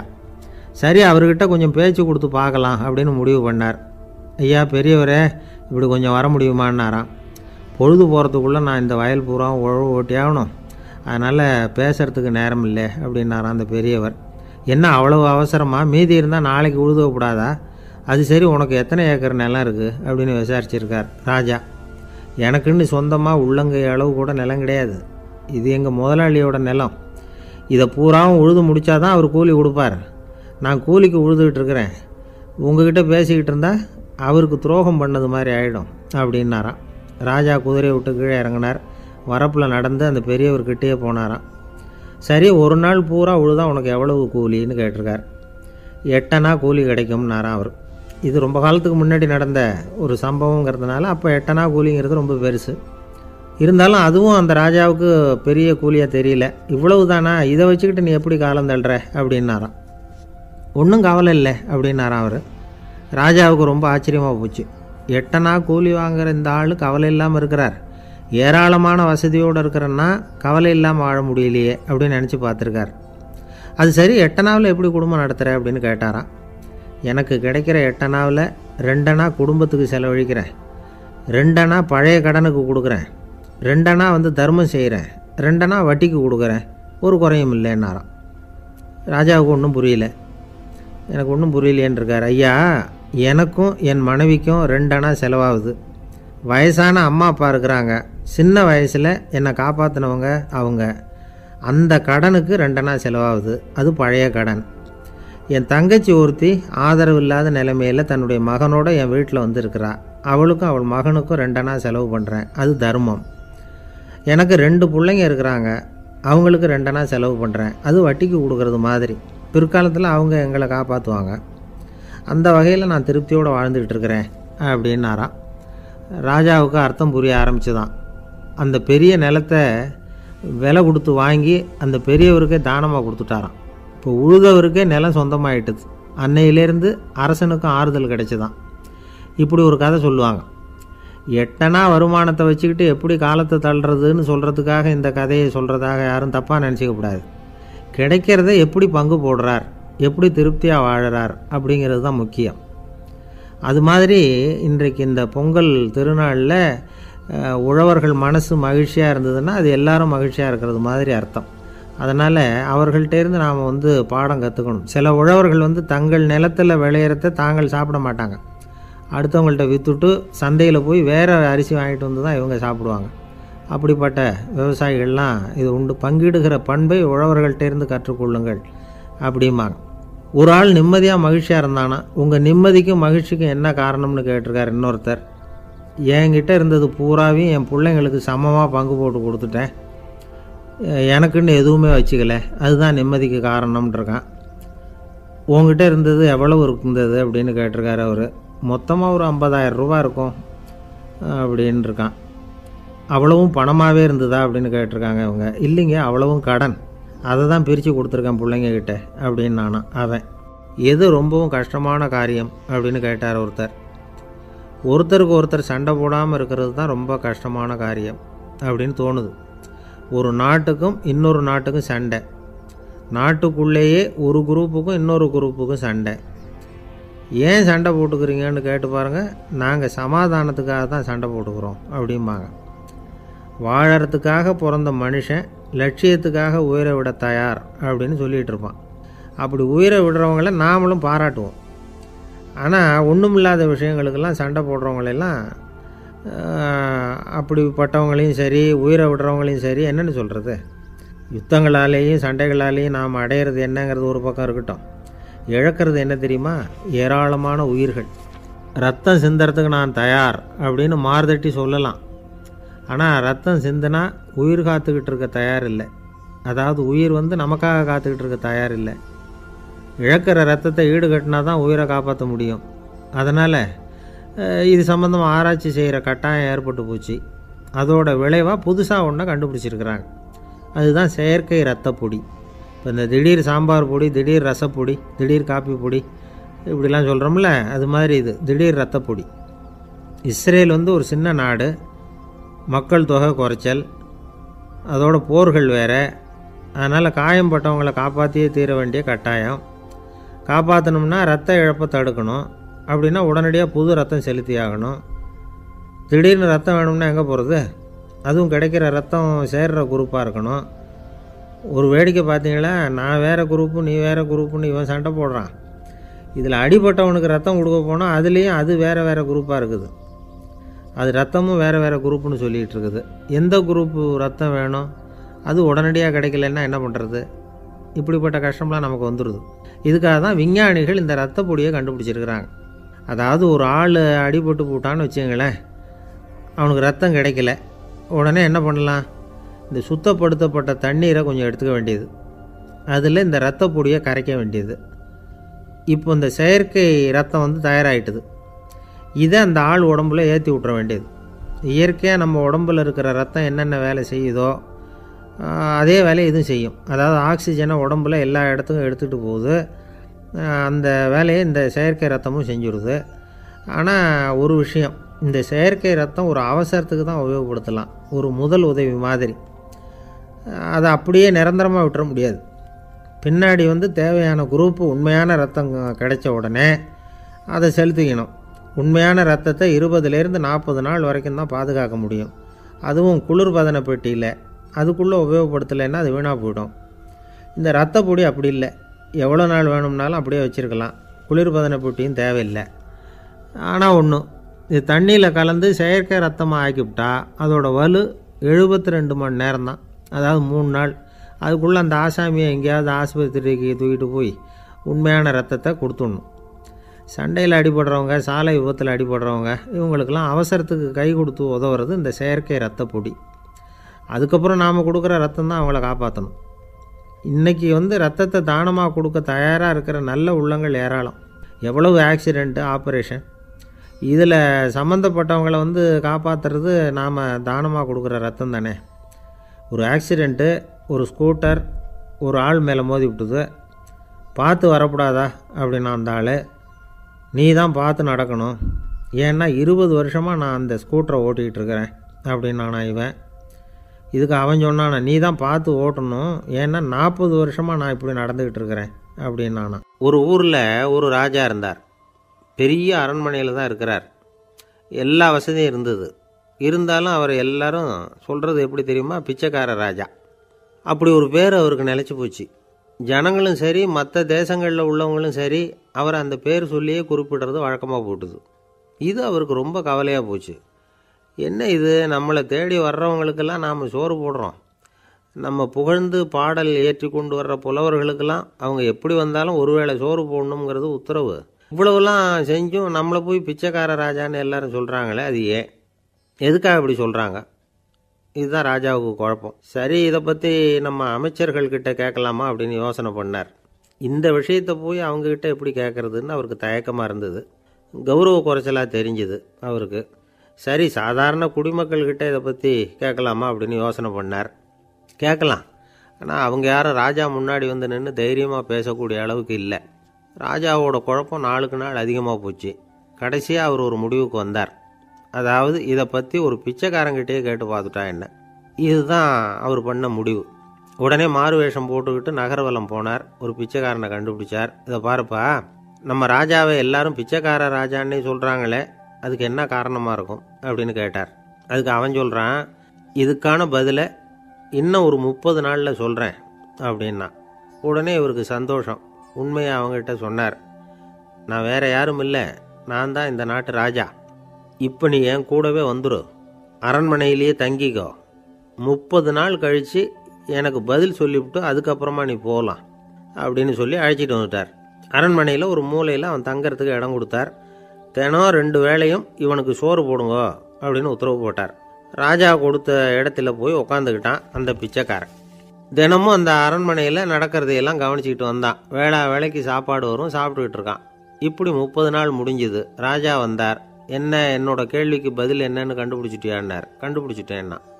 என்ன எல்லாரும் பிச்சைக்கார ராஜான்னு சொல்கிறாங்களே, அது நியாயமாக படுதா உனக்குன்னு கேட்டார். நியாயமாக தான் படுது, சந்தேகம் இல்லாமல் நீங்கள் பிச்சைக்கார ராஜா தான். என்னதான் நீங்கள் வசதியோடவும் படைபலத்தோடவும் இருந்தால் கூட நீங்கள் எங்கள் வர்க்கத்தை சேர்ந்த ஆசாமி தான் அப்படின்னு அடித்து சொல்லிவிட்டான் அந்த ஆள். ஏனால் அப்படி சொல்கிறேன்னு கேட்டார் இவர். அரசே, ஒரு உண்மையை கண்டுபிடிச்சி சொல்கிறதா நான் உங்ககிட்ட சொன்னேன். நீங்கள் ராஜ பரம்பரைன்னா உடனே உங்கள் கழுத்தில் கிடக்கிற முத்து மாலையை கழட்டி பரிசாக கொடுத்துருப்பீங்க, பொன்னையும் மணியையும் கொடுத்துருப்பீங்க. ஆனால் நீங்கள் அப்படி செய்யலை. என்னை ஒரு மூலையில் உட்கார வச்சு 2 வேளை சோறு போட சொன்னீங்க. உங்களை தேடி யார் வந்தாலும், யார் பாராட்டி பேசினாலும் அல்லது பிரச்சனைகளை சொன்னாலும் நீங்கள் செய்கிற ஒரே காரியம் சோறு போடுறது தான். பிச்சைக்காரனுக்கு சோறு மட்டும்தான் உலகம். உங்கள் விஷயத்திலையும் நீங்கள் அப்படி தான் நினைக்கிறதாக தெரியுது. நல்லா கவனிங்க. எந்த ஒரு பிரச்சனைக்கும் சோறு தான் முடிவுன்னு நினைக்கிறீங்க பாருங்கள். நீங்கள் சந்தேகமில்லாத எங்களை சேர்ந்த ஆள் தான் அப்படின்னு விட்டான் அந்த பிச்சைக்காரன். அதுக்கப்புறம் தான் அந்த ராஜா தன்னுடைய தவறுகளை எல்லாம் திருத்திக்கிட்டாராம். பசின்னு வர்றவங்களுக்கு சோறு தான் போடணும், அது தப்பு இல்லை. பாராட்ட வர்றவங்களுக்கெல்லாம் சோத்தையே போட்டு அனுப்புனா இப்படி தான் பேர் வரும். எனக்கு தெரிஞ்ச ஒருத்தர் தினமும் யாராவது ஒருத்தரை தன் வீட்டுக்கு அழைச்சிட்டு போவார், சாப்பாடு போட்டு அனுப்புவார். முன்னறிவிப்பு இல்லாமல் திடீர்னு ஒரு விருந்தாளியோட வீட்டில் போய் இவர் நிற்கிறது வழக்கம். அந்த அம்மாவும் இவருக்காக தயார் பண்ணி வச்சுருந்ததை இவர் அழைச்சிட்டு வந்திருக்கிற விருந்தாளிக்கு போட்டுருவாங்க. விருந்தாளி சாப்பிட்டுட்டு போனதுக்கப்புறம் இவர் மனைவிகிட்ட உனக்கு சிரமம் வேணாம் அப்படின்னு சொல்லிவிட்டு பக்கத்தில் உள்ள ஒரு ஹோட்டலுக்கு போய் காசு கொடுத்து சாப்பிட்டுட்டு வந்துடுவார். பல நாள் இப்படி நடக்கும். ஒரு நாள் அவரை தனியாக கூப்பிட்டுக்கிட்டு போய் ஏன் இப்படி பண்ணுறீங்கன்னு கேட்டோம். அதுக்கு அவர் சொல்கிறாரு, எங்கள் வீட்டு சாப்பாட்டிலேருந்து தப்பிக்கிறதுக்கு எனக்கு வேறு வழி எதுவும் தெரியல சார், அதனால தான் இப்படி பண்ணிகிட்ருக்கிறேன் அப்படின்னார் ரொம்ப பரிதாபமாக. ஒருத்தன் எப்படி நடந்துக்கிறாங்கிறத வச்சு தான் அந்த ஆள் எப்படிங்கிறத நாம் முடிவு பண்ணுறோம். ஆளுமைன்னு சொல்கிறோம்ல, அதுக்கு சூழ்நிலைகளை ஆளுகின்ற தன்மை அப்படின்னு விளக்கம் கொடுக்குறார் ஒரு உளவியல் நிபுணர். சரி, ஒரு மனிதனுடைய ஆளுமையை உருவாக்குகிற விஷயங்கள் என்னென்ன? பிறப்பு, வளர்க்கப்பட்ட விதம், படிப்பு, நண்பர்கள், சமுதாயம், இப்படி நிறைய உண்டு. ஆளுமையின் அடிப்படையில் சில மனநோய்கள் உண்டாகுது. அதெல்லாம் என்னென்னங்கிறத தெரிஞ்சு வச்சுக்கிட்டோம்னா நம்ம கூட இருக்கிறவங்கள அடையாளம் கண்டுபிடிக்கிறதுக்கு அது ரொம்ப உபயோகமாக இருக்கும். ஃப்ரெனாய்டு ஆளுமை அப்படின்னு ஒன்று. இந்த கோளாறு உள்ளவங்க எப்படி இருப்பாங்க தெரியுமா? அதிக உணர்ச்சி, சந்தேகம், பொறாமை இதெல்லாம் அதிகமாக இருக்கும். வளைஞ்சு கொடுக்க மாட்டாங்க. அடுத்தவங்களோட இணக்கமான உறவு இருக்காது. அவங்க செய்கிற தப்புக்கெல்லாம் அடுத்தவங்களை குறை சொல்லிகிட்டு இருப்பாங்க. இது ஒரு ரகம். அடுத்தது ஸ்கிசாய்டு ஆளுமை அப்படின்னு சொல்கிறாங்க. இந்த கோளாறு உள்ளவங்க அடுத்தவங்களோட பழக கூச்சப்படுவாங்க. சின்ன வயசுலேயே இது ஆரம்பமாயிடுது. பகல் கனவுலேயே சஞ்சரிப்பாங்க. அவங்களுடைய விரோதம், கோபம் இதை கூட வெளியில் காட்டிக்க முடியாமல் இருப்பாங்க. இவங்களுக்கு அகமுகம், பிரச்சனைகள்லேருந்து ஒதுங்கி எதுலேயும் ஈடுபாடு இல்லாதவங்களாக இருப்பாங்க. இப்படி ஒரு ரகம். அடுத்தது சைக்ளோதமிக் ஆளுமை அப்படின்னு சொல்கிறாங்க. அது என்னென்னா, உணர்ச்சிகளில் ஏற்றத்தாழ்வு அதிகமாக இருக்குமா. சில சமயம் பார்த்தா மகிழ்ச்சியாக இருப்பாங்க, சில சமயம் சோகமாக உட்காந்துருப்பாங்க. அவங்க மனநிலைக்கு தகுந்த மாதிரி சமூக நிகழ்ச்சிகளில் பங்கெடுத்துக்குவாங்க. இன்னொரு வகை என்னென்னா எண்ணப்பீடிகை ஆளுமை அப்படின்னு பேர் வச்சுருக்கிறாங்க. அது இவங்களுக்கெல்லாம் கரெக்டாக இருக்கணும், எல்லாம் சட்டத்திட்டம் எதுலேயும் ஒரு ஒழுங்குமுறை, இப்படி எதிர்பார்க்குற மனோபாவம். இவங்க எதிர்பார்ப்புக்கும் வரன்முறைக்கும் மற்றவங்க கட்டுப்படணும்னு நினைப்பாங்க. இந்த நிலைமை நீடித்தா என்ன ஆகும் தெரியுமா? அலைக்கழிக்கிற எண்ணங்கள் திரும்ப திரும்ப ஒரே செயலை செய்ய தூண்டுற மனத்தளர்ச்சிக்கு ஆளாயிடுறாங்க. அடுத்தது ஹிஸ்டீரியா ஆளுமை. சின்ன விஷயத்தையெல்லாம் பெருசுப்படுத்தி நாடகமாக்குற நடிகர்கள் இவங்க. உணர்ச்சி அதிகம் உள்ளவங்க. இவங்க மன எழுச்சியில் பக்குவமின்மை, குழந்தைத்தனம், முதிர்ச்சியின்மை எல்லாம் இருக்கும். தன்னலம் மிக்க குணம். பிறர் தன்னை மட்டுமே கவனிக்கணும்னு நினச்சி செயல்படுறது, இதெல்லாம் இவங்க அடையாளம். அடுத்த ரகம் எப்படின்னா வளர்ச்சியற்ற ஆளுமைன்னு சொல்கிறாங்க. அடுத்தவங்களோட இணங்கி போக முடியாதவங்க. அறிவு, மன எழுச்சி, சமூக உறவு இதில் எல்லாம் போதுமான வளர்ச்சியையும் நிறைவையும் பெற முடியாதவங்க. இவங்களால வாழ்க்கையில் முன்னேற முடியாது. பிச்சைக்காரங்க, குற்றவாளிகள் இவங்ககிட்டெல்லாம் இது மாதிரியான ஆளுமை அதிகமாக இருக்குமா. அடுத்தது என்னென்னா சோர்வுடைய ஆளுமை. எதுலேயும் உற்சாகம் இல்லாமல் சோர்ந்து போயிருப்பாங்க. அதுக்கெல்லாம் நமக்கு வலிமை இல்லைப்பா அப்படின்னு சொல்லிகிட்டு இருப்பாங்க. சின்ன விஷயங்களுக்கெல்லாம் அதிர்ச்சி அடையிறது. வாழ்வின் சுவையை அனுபவிக்க முடியாதவங்க. இன்னொரு ரகம் இது கொதித்தெழும் ஆளுமைங்கிறாங்க. எதுக்கு எடுத்தாலும் ஆத்திரம், குரோதம், வன் செயல் இதிலெல்லாம் ஈடுபாடு இப்படி உள்ளவங்க. நத்தை வகை ஆளுமை அப்படின்னு ஒன்று. அடுத்தவங்க மேலே விரோதம் இருக்கும், அடிக்கணுங்கிற எண்ணம் இருக்கும். ஆனால் அதை அப்படியே வெளியில் காட்டாமல் அதே சமயம் அமைதியான முறையில் வெறுப்பை வெளிக்காட்டுற ரகம். இவங்கெல்லாம் பேசாமல் கம்முன்னு இருந்துக்கிட்டே நினச்சதை நிறைவேற்றிக்கிடுவாங்க. முன்ஜாக்கிரதை ஆளுமை அப்படின்னு ஒரு ரகமாக. பாதுகாப்பின்மை, சந்தேகம், முழுமையின்மை, அறவேக்காட்டுத்தனம் இந்த மனப்போக்கு அதிகமாக இருக்கிறதுனால அகம்பாவம், புடிவாதம், எச்சரிக்கை எல்லாம் அளவுக்கு மீறி இருக்கும். இதுவரைக்கும் நாம் பேசிக்கிட்டு இருந்த ஆளுமை பண்புகள் அளவுக்கு அதிகமாக போயிட்டுதுன்னா ஆளுமை கோளாறுகள் ஏற்படும். அதன் அடிப்படையில் மனவியாதிகள் வருமா. அதனால் இணக்கமான, எல்லாரும் விரும்புகிற இயல்பான ஆளுமையை பெறுவதற்கு நாம் முயற்சி செய்யணும் அப்படிங்கிறது மனோதத்துவ நிபுணர்களுடைய ஆலோசனை. ஒருத்தர் ஒரு மனோதத்துவ டாக்டரை தேடிட்டு வந்தாராம். டாக்டர், எனக்கு மனசில் ஏதோ வியாதி, ஆளுமை கோளாறு, அதாவது எனக்கு சீக்கிரமாக செத்து போனால் தேவையில்லைன்னு தோணுது அப்படின்னாராம். உடனே அந்த டாக்டர், சரி அப்படின்னா இங்கே இருங்க, நான் வைத்தியம் பார்க்குறேன் அப்படின்னாராம். ஆஃபீஸு முடிஞ்சு வீட்டுக்கு போகிற சமயத்தில் ஒருத்தர் கடைக்கு போய் ஸ்வீட் வாங்கினார். சரி, வீட்டுக்கு பிள்ளைங்களுக்கு தான் வாங்கிட்டு போகிறார் அப்படின்னு மற்றவங்க நினச்சாங்க. அவர் அப்படி செய்யலை. அந்த இடத்துலையே பொட்டலத்தை பிரித்தார். திருட மாதிரி அப்படியே சுற்றி ஒரு தரம் பார்த்துக்கிட்டார். யாரும் தெரிஞ்சவங்க இல்லைங்கிறத முடிவு பண்ணிவிட்டு அவசரமாக அதை அப்படியே போட்டு முழுங்கிவிட்டு கையை தொடச்சிக்கிட்டு நல்ல பிள்ளை மாதிரி நடந்து போக ஆரம்பிச்சிட்டார். அவர் யாருன்னா, அவரோட பிரச்சனை எல்லாருக்கும் தெரியாது, சில பேருக்கு தான் தெரியும். அதாவது அவர் உடம்பில் சர்க்கரை இருக்குதுன்னு டாக்டர் சொல்லிவிட்டாராம். அதனால் வீட்டில் சர்க்கரையே இவர் கண்ணில் காட்டுறதில்ல. அதனால் இவர் யார் கண்ணிலையும் படாமல் இப்படிப்பட்ட வேலைகள்லாம் செய்கிறது வழக்கம். யாருக்கும் தெரியாமல் இப்படி ஸ்வீட்டை வாங்கி சாப்பிட்டுட்டு அவர் பாட்டுக்கு போயிடுறது. இப்படிப்பட்டவங்களுக்கெல்லாம் கொஞ்சம் ஆறுதலான தகவல் இன்றைக்கி. அது என்னென்னா, நாம் சாப்பிட்ற சர்க்கரைக்கும் நம்ம உடம்பில் உள்ள சில கோளாறுகளுக்கும் அப்படி என்ன தான் சம்மந்தம் இருக்குது. இதை பற்றி சமீபத்தில் சில ஆராய்ச்சிகள்லாம் நடந்திருக்குது. ஏன்னா சர்க்கரைன்னாவே விஷம் மாதிரி அதை பார்க்குறவங்களும் சில பேர் உண்டு. சின்ன பிள்ளைங்களுக்கு வயத்தில் பூச்சி உண்டாகிறதுலேருந்து பெரியவங்களுக்கு நீரிழிவு வர்ற வரைக்கும் எல்லாத்துக்கும் சர்க்கரை தான் காரணம்னு சொல்லிகிட்டு இருக்கிறோம். ஆனால் அந்த அளவுக்கு பயப்பட வேண்டிய அவசியம் இல்லை அப்படின்னு சொல்கிறாங்க. சர்க்கரை வியாதி, இருதய நோய், பித்த நீர்ப்பை நோய் இதெல்லாம் சில நோய்கள்லாம் நாம் சாப்பிட்ற சர்க்கரைக்கும் தொடர்பு இருக்குன்னு நினைக்கிறோம். ஆனால் அப்படி சம்பந்தம் உண்டுங்கிறதுக்கு போதுமான அளவுக்கு ஆதாரம் இல்லை அப்படிங்கிறாங்க ஆராய்ச்சியாளர்கள். ஒரே ஒரு சம்பந்தம் தான் உறுதியாக இருக்குதான். அதுவும் இந்த பல் சிதைவு அப்படின்னு இருக்கு இல்லையா, அந்த சர்க்கரை சாப்பிட்றதுக்கும் இந்த பல் சிதைவுக்கும் சம்பந்தம் இருக்குது அப்படிங்கிறத மட்டும் உறுதியாக சொல்கிறாங்க. சர்க்கரைன்னா நாம் சாப்பிட்ற ஜீனி மட்டும் இல்லை, பழம், காய்கறி, பால், தேன் இப்படி எல்லாத்துலேயும் அது இருக்குது. கேரட்டு கொடுக்குற சத்தில் 88% சர்க்கரை, ஆப்பிள் கொடுக்குற சக்தியில் 95% சர்க்கரை. இது ஜீனி சர்க்கரை, இது ஆப்பிள் சர்க்கரை அப்படிங்கிற வித்தியாசம்லாம் உடம்புக்கு கிடையாது. ரெண்டுமே உடனடியாக சக்தி கொடுக்குது. ஒரு ஸ்பூன் சர்க்கரையில் 16 கலோரி தான் சத்து இருக்குது. அதிகமாக சர்க்கரை சாப்பிட்டா நீரிழிவு வந்துருங்கிறது தப்பான ஒரு அபிப்பிராயம். டயபெட்டிஸுங்கிறது ஒரு மெட்டபாலிக் டிசார்டர், அவ்வளவுதான். அதாவது நாம் சாப்பிட்ற சர்க்கரையை நம்ம உடம்பு திறமையாக உபயோகப்படுத்திக்க முடியல அப்படின்னு அர்த்தம். அதனால தான் அதிகமாக இனிப்பு வேணாம்னு சொல்கிறோம். ஏற்கனவே உடம்பால் முடியாத ஒன்றை மறுபடியும் அது தலையில் சுமத்தி அதிகமாக வேலை வாங்க வேணாமே அப்படிங்கிறதுக்காக தான். ஆகாரத்தில் அதிகமாக சர்க்கரை இருந்தால் அதனால் உடனே சர்க்கரை வியாதி வந்துடும்ங்கிறதுக்கு விஞ்ஞான ரீதியாக போதுமான ஆதாரம் இல்லை. அதனால் எப்போவாவது அதிகமாக ஸ்வீட்டு சாப்பிட்டுட்டா ஐயோ அதிகமாக சாப்பிட்டோமோ என்ன பண்ண போகுது தெரியலையே அப்படின்னு நினச்சி மனசை போட்டு குழப்பிக்க வேண்டியதில்லை. பொதுவாக எதுவுமே அதிகமாக வேண்டாம், எல்லாம் சீராக இருந்தால் போதும். நீரிழிவுங்கிறது புதுசாக வந்துட்ட ஒரு நோய் இல்லை, ரொம்ப காலமாகவே இருக்கிற ஒன்று தான். நம்ம முன்னோர்கள் இதை மதுமேகம் அப்படின்னு சொல்லுவாங்க. அதை கட்டுப்படுத்துறதுக்கு அவங்களே சில வழிமுறையை சொல்லி வச்சுருக்கிறாங்க. அது என்னென்னா வேறு ஒன்றும் இல்லை, இந்த பாவக்காய், முள்ளங்கி, அருகம்புல் அவ்வளவுதான். வெள்ளை முள்ளங்கி இருக்குல்ல, அதை வாரத்துக்கு 3 நாள் சாப்பிட்டுக்கிட்டு வாங்க. நூலுக்கோல் ரொம்ப நல்லது. இல்லைன்னா முள்ளங்கி சாறு 1 ounce சாப்பிட்டுட்டு வரலாம். ரத்தத்தில் சேர்கிற சர்க்கரை அளவு இதெல்லாம் கட்டுப்படுத்துது. சிறுநீரில் காணப்படுகிற சர்க்கரை அளவையும் சமநிலைப்படுத்துது.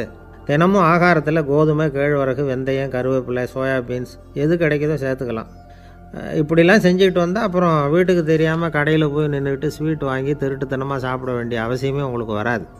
2 ஆசாமிகள் கடற்கரையில் உட்காந்து சாவகாசமாக பேசிக்கிட்டு இருந்தாங்களாம். ஒருத்தர் சொன்னார், இன்னொருத்தருக்கு தெரியாமல் ஸ்வீட்டு சாப்பிட்றதே எப்பவும் இடைஞ்சல் தான் சார். நேற்றுக்கு பாருங்கள் அப்படி தான் சாப்பிட்டுக்கிட்டு இருந்தேன், வீட்டுக்காரி கண்ணில் போட்டுவிட்டுது, அதுக்கப்புறம் ஒரே ரகலையாக போச்சு அப்படின்னாரா. எனக்கு கூட அப்படி தான் சார் ஆகிட்டுது, ஒரே ரகலை அப்படின்னாரா இன்னொருத்தர். நீங்கள் சாப்பிட்டதும் உங்கள் வீட்டுக்காரங்க கண்ணில் போட்டுவிட்டுதா சார் அப்படின்னு கேட்டிருக்கார் இவர்.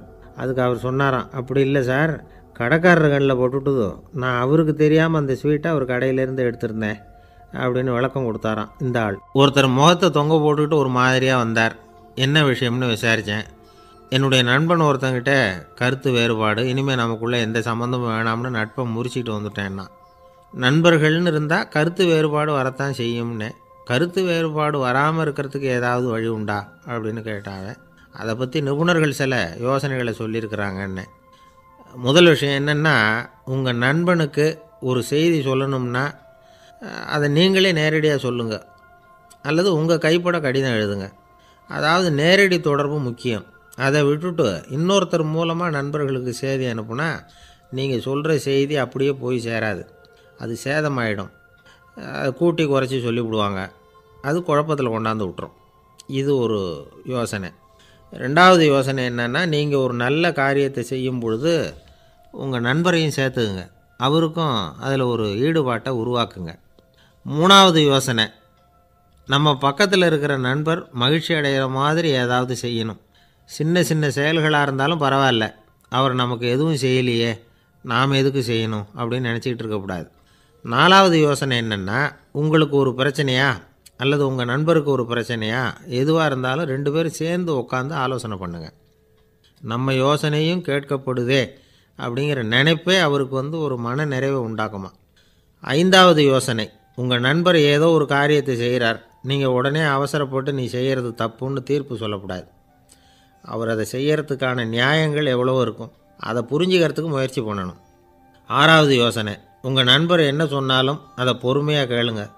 அவர் சொல்கிறத புரிஞ்சுக்கணும், அவர் சொல்ல விரும்புகிறத புரிஞ்சுக்கணும், அவர் சொல்ல முடியாமல் தவிக்கிறதையும் புரிஞ்சுக்கணும்.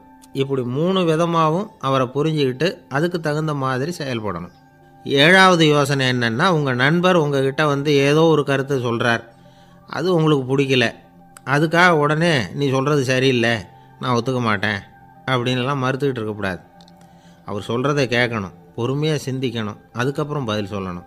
இப்படிலாம் நடந்துக்கிட்டால் நண்பர்களுக்குள்ள கருத்து வேறுபாடு வர்றதுக்கு வாய்ப்பே இருக்காது அப்படின்னு வல்லுநர்கள் தொகுத்து சொல்லியிருக்கிறாங்க இந்த யோசனைகளை.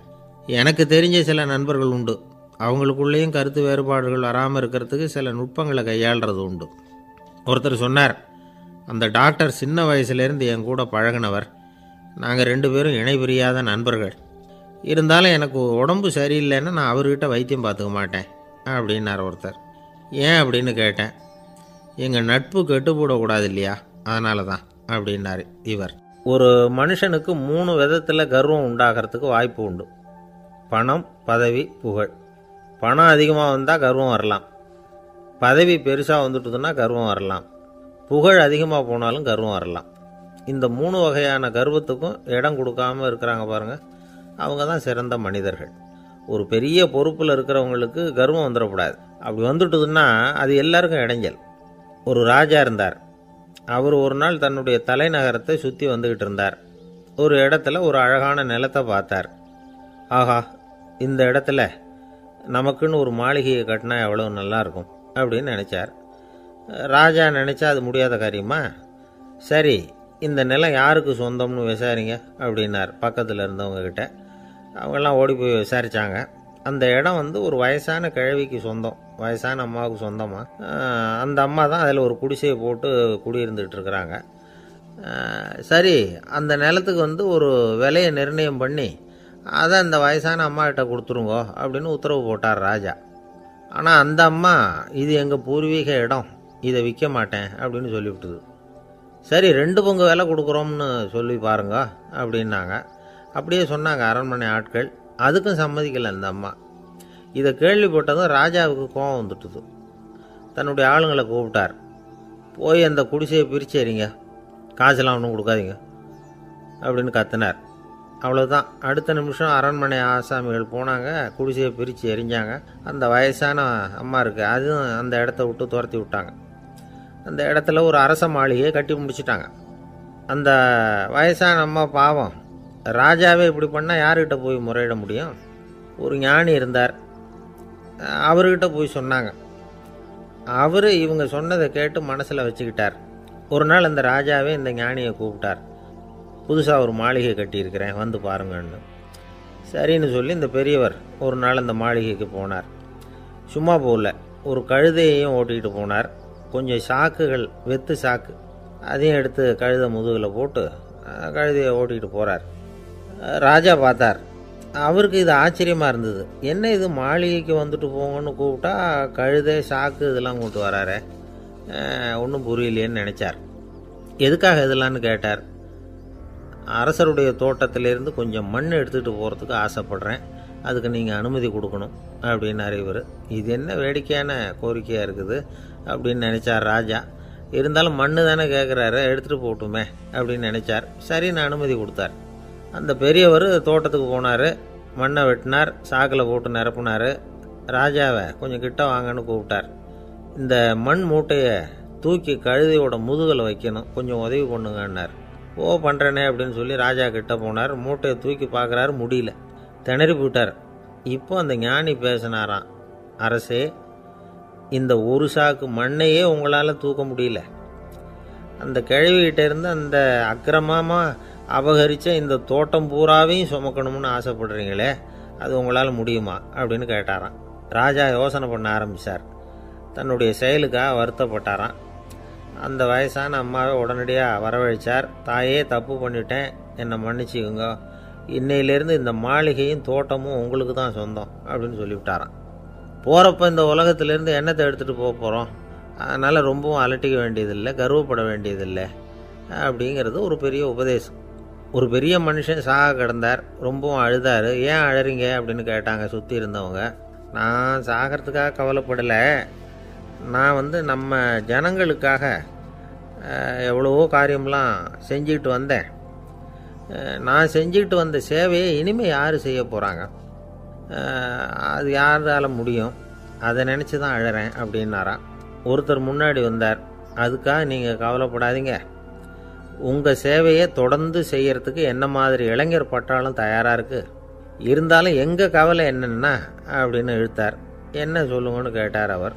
நீங்கள் இது வரைக்கும் என்ன சேவை செஞ்சுக்கிட்டு வந்தீங்க, அதுதான் எங்களுக்கு இன்னமும் புரியாத புதிராக இருக்குது அப்படின்னாராம் அவர். இந்த காலத்து புள்ள ஒருத்தன் தன்னோட அப்பாவை பார்த்து சொன்னான். அப்பா, நான் உனக்கு உதவி செய்யலாம்னு நினைக்கிறேன், என்ன உதவி செய்யணும்னு சொல்லு அப்படின்னா. நீ சும்மா இருந்தால் அதுவே எனக்கு செய்கிற பெரிய உதவிடா அப்படின்னார் அப்பா. சும்மா இருக்கிறதும் ஒரு உதவி தான், அது மாதிரி மௌனமும் ஒரு சமூக சேவை தான் அப்படிங்கிறார் காஞ்சி பெரியவர். நமக்கு 5 புலன்கள் இருக்குது, மெய், வாய், கண், மூக்கு, செவி. இந்த 5லேயும் அதிகப்படியான வேலை எதுக்குன்னு நினைக்கிறீங்க? வாய்க்கு தான். ஏன்னா அதுக்கு 2 வேலை. இப்போ கண்ணுக்கு பார்க்குறது மட்டும்தான் வேலை, காதுக்கு கேட்குறது மட்டும்தான் வேலை, மூக்குக்கு வாசனை அறியறது தான் வேலை, உடம்புக்கு உணர்றது மட்டும்தான் வேலை. ஆனால் வாய் அப்படி இல்லை, அதுக்கு 2 வேலை. சாப்பிட்றதும் அதுதான், பேசுகிறதும் அதுதான். அதாவது வாய் ஒன்று தான் கர்மேந்திரியமாகவும் இருக்குது, ஞானேந்திரியமாகவும் இருக்குது அப்படின்னு சொல்லுவாங்க. சாப்பாட்டில் உட்காந்தா எந்தெந்த ஆகாரம் என்னென்ன ருசின்னு அறிவிக்கிற வேலையும் செய்யுது. சபையில் உட்காந்தா பாடுறது, பேசுறது, சிரிக்கிறது, இது மாதிரியான வேலையும் செய்யுது. இன்னொரு வித்தியாசம், கண்ணு காது மூக்கெல்லாம் ஸ்ட்ரெயின் பண்ணிக்கிட்டு வேலை செய்கிறதில்ல. ஒரு ரோஜா பூ பார்த்தா உடனே மூக்கு அப்படியும் இப்படியும் அசைய ஆரம்பிக்கிறதில்ல. ஒரு சங்கீதத்தை கேட்ட உடனே காது ஆட ஆரம்பிக்காது. ஆனால் வாய் அப்படி இல்லை, அது பேசினாலும் சரி சாப்பிட்டாலும் சரி அசைஞ்சு தான் ஆகணும். ஆக மற்றதை விட வாய்க்கு வேலை ஜாஸ்தின்னு தெரியுது. சாப்பிட்றது பேசுறது அப்படின்னு 2 காரியம் அதுக்கு. இப்படி 2 காரியம் இருக்கிறதுனால அது 2ஐயும் பாதியாக குறைச்சிக்கணுங்கிறது கடவுள் அபிப்பிராயமாக இருக்கணும் அப்படிங்கிறார் காஞ்சி பெரியவர். ஆனால் இப்போ நாம் அப்படியே நடந்துக்கிறோம், அதுக்கு நேர்மாறாக நடந்துக்கிறோம். நாம் சாப்பிட்றதும் அதிகம், பேசுகிறதும் அதிகம், 2 வேலையையும் தேவைக்கு அதிகமாகவே செய்கிறோம். வாய் தான் ரொம்ப ஓவர் ஒர்க்குடு. அதுக்கு ஓய்வு கொடுத்தா உடம்பும் நல்லாயிருக்கும், உலகமும் நல்லாயிருக்கும். மௌன விரதம் இருக்கிறதெல்லாம் எதுக்காக நினைக்கிறீங்க? இதுக்காக தான். இந்த காலத்தில் மௌனமாக இருக்கிறவங்கெல்லாம் மகத்தான தொண்டு செய்கிறாங்க அப்படின்னு தான் சொல்லணும். சத்தம் அதிகமாக போய் தான் சவுண்டு பொல்யூஷன் வருது. அது மட்டும் இல்லை, மௌனமாக இருந்தால் சண்டை சச்சரவே வராது. மௌனம் கலக நாஸ்தி.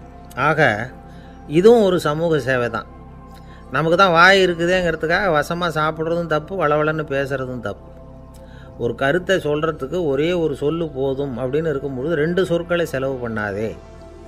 எவ்வளவு சொன்னாலும் அதனால் ஒரு பயனும் விளையாது அப்படின்னு தெரிய வருமேயானால் அந்த ஒரு சொல்லையும் விரயம் பண்ணாதே அப்படிங்கிறார் ஒரு அறிஞர். எல்லா குணங்கள்லேயும் மௌனம்தான் சிறந்தது அப்படிங்கிறார் ஒருத்தர். மௌனமாக இருக்கிறது மூலமாக மற்றவர்கள் குறைகளை நம்மளால் தெரிஞ்சிக்க முடியும். அதே சமயத்தில் நம்மக்கிட்ட இருக்கிற குறைகளை மற்றவங்களுக்கு தெரியாமல் மறைச்சிக்கவும் முடியுங்கிறார் அவர். உண்மைதானே? ஒரு பெரிய மேடை பேச்சாளர், பொது வாழ்க்கையில் 25 வருஷ காலமாக ஈடுபட்டிருக்கிறவர். அவர் மனைவி ஒரு நாள் சொன்னாங்க, எங்கள் வீட்டுக்காரர் 25 வருஷ காலமாக பொது வாழ்வில் ஈடுபட்டிருந்தா கூட இந்த மாதம் 10ஆம் தேதியிலிருந்து தான் மக்களுக்கு சேவை செய்ய ஆரம்பிச்சிருக்கார் அப்படின்னாங்க ரொம்ப பெருமையாக. 10ஆம் தேதிக்கு அப்படி என்ன விசேஷம் அப்படின்னு கேட்டோம். அன்னையிலேருந்து தான் அவர் மேடையில் பேசுகிறத நிறுத்தினார் அப்படின்னாங்க அந்த அம்மா. ஒரு நண்பர் அவசரமாக என்கிட்ட ஓடி வந்தார். அப்புறம் சொன்னார், என்னால் நம்பவே முடியல சார், என் பையனை அப்படி அப்படின்னு சொல்லி ஆச்சரியப்பட்டார். உங்கள் பையன் அப்படி என்ன தான் செஞ்சுட்டான் அப்படின்னு கேட்டேன். என்னால் முடியாத ஒரு காரியத்தை அவன் செஞ்சுட்டான் சார் அப்படின்னார். அது என்னன்னு தான் சொல்லுங்களேன். என்ன, 5ஆவது வகுப்பில் அவன் ஒரே தடவையில் தேறிட்டான் சார், அதாவது ஒரே அட்டம்ப்டில் பாஸ் ஆகிருக்கான் அப்படின்னார் மூச்சு வாங்க. கஷ்டப்பட்டு பரீட்சை எழுதுனது அவன், இவருக்கு ஏன் மூச்சு வாங்குது? நம்மால் செய்ய முடியாத ஒரு காரியத்தை இன்னொருத்தர் செய்யும் பொழுது அது நமக்கு ஆச்சரியமாக இருக்குது. சர்க்கஸ் பார்க்குறோம், ஒருத்தர் அந்த இடத்துல தொங்குறார், அது நமக்கு ஆச்சரியம். ஏன்னா அது நம்மால் முடியாத காரியம். நம்மால் முடியாத ஒன்றை அடுத்தவர் எளிதாக செய்யும் பொழுது நாம் மருள்வது இயற்கை. இதை தான் தொல்காப்பியம் மருட்கை அப்படின்னு சொல்லுது. இந்த வியப்பு இருக்குதே, இது 4 வகையில் ஏற்படுறதாக தொல்காப்பியம் சொல்லுது. அது என்ன 4 வகை? முதல் வகை எப்படின்னா, புதுமையான அரிய செயல்களை செய்கிறது. 2வது வகை என்னென்னா பெரும் செயல்களை செய்கிறது. 3வது வகை என்னென்னா மிக நுட்பமான செயல்களை செய்கிறது. 4வது வகை என்னென்னா ஆக்கம் தரும் செயல்களை செய்கிறது. புதுமை, பெருமை, சிறுமை, ஆக்கமோடு மதினம் சாலா மருட்கை 4 அப்படிங்கிறது தொல்காப்பியம். இன்றைக்கி விஞ்ஞானம் புதுசு புதுசாக எதையோ கண்டுபிடிக்குது. ஆரம்பத்தில் அது ஆச்சரியமாக இருக்குது, அப்புறம் அது நமக்கு பழகி போடுது. வானொலி பெட்டி புதுசாக வந்தப்போ ஒரு பெட்டி பேசுதுங்கிறது எவ்வளோ பெரிய ஆச்சரியம். இப்போ யாரும் அதை ஆச்சரியமாக பார்க்குறதில்ல. மதினம் சாலா மருட்கை அப்படின்னு ஒரு சொற்றொடர் வருது பாருங்கள், அதில் கருத்தாழம் உண்டு. எதை பற்றியும் போதுமான அளவு புரிந்து கொள்ளாத போது ஒருத்தர் ஆச்சரியப்படுறார். புரிந்து கொண்ட பிறகு ஆச்சரியம் மறைஞ்சு போடுது. மிக நுட்பமான செயல்களும் நம்ம ஆச்சரியப்பட வைக்கும்.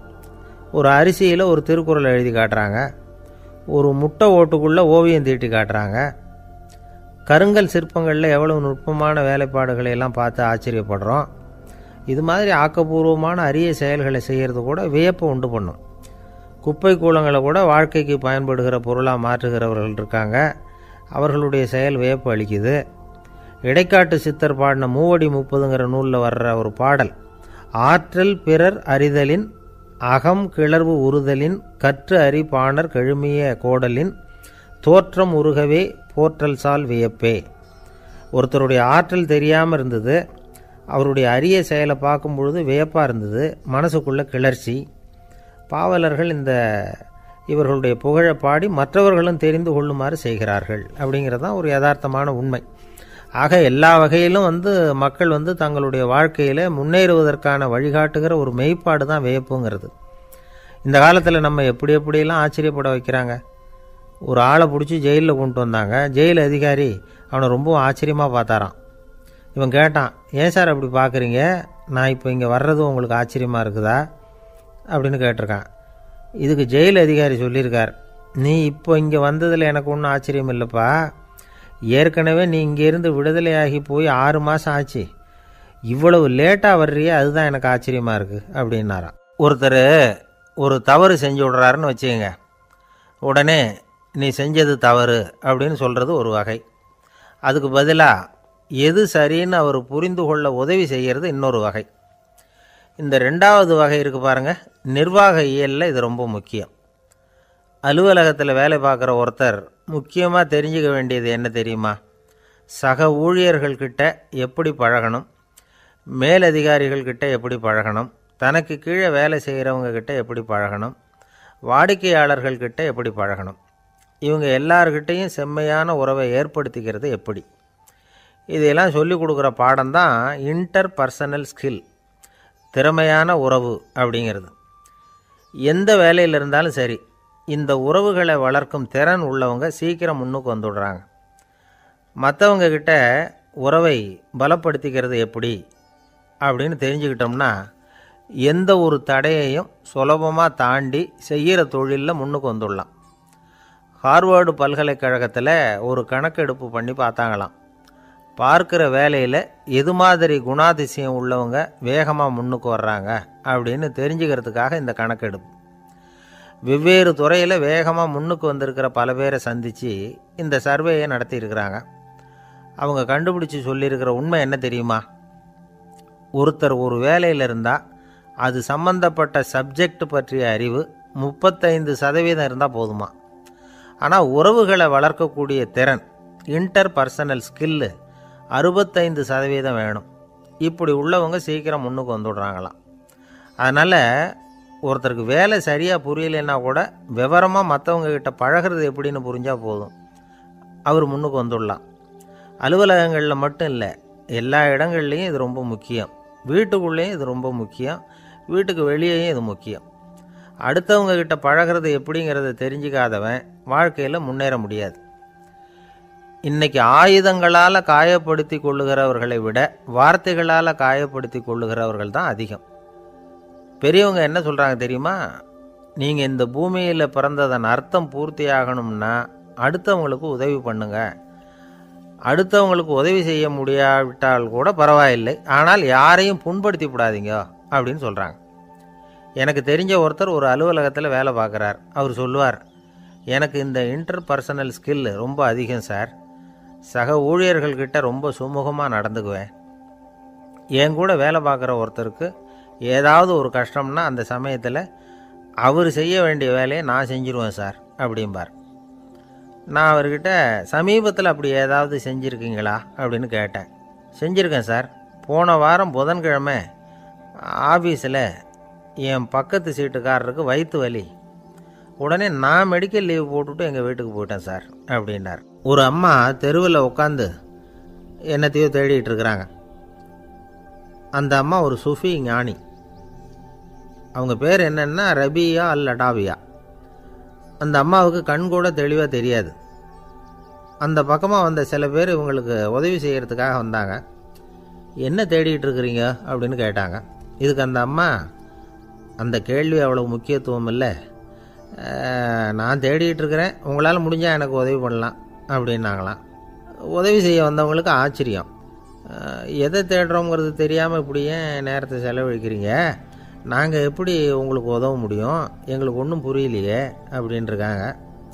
சரி, உங்களை திருப்தி பண்ணுறதுக்காக சொல்கிறேன், ஒரு குண்டூசி தொலைஞ்சி போச்சு, அதை தேடுறேன் அப்படின்னாங்களாம் அந்த அம்மா. அதுக்கப்புறம் இவங்களும் சேர்ந்து தேட ஆரம்பிச்சிட்டாங்க.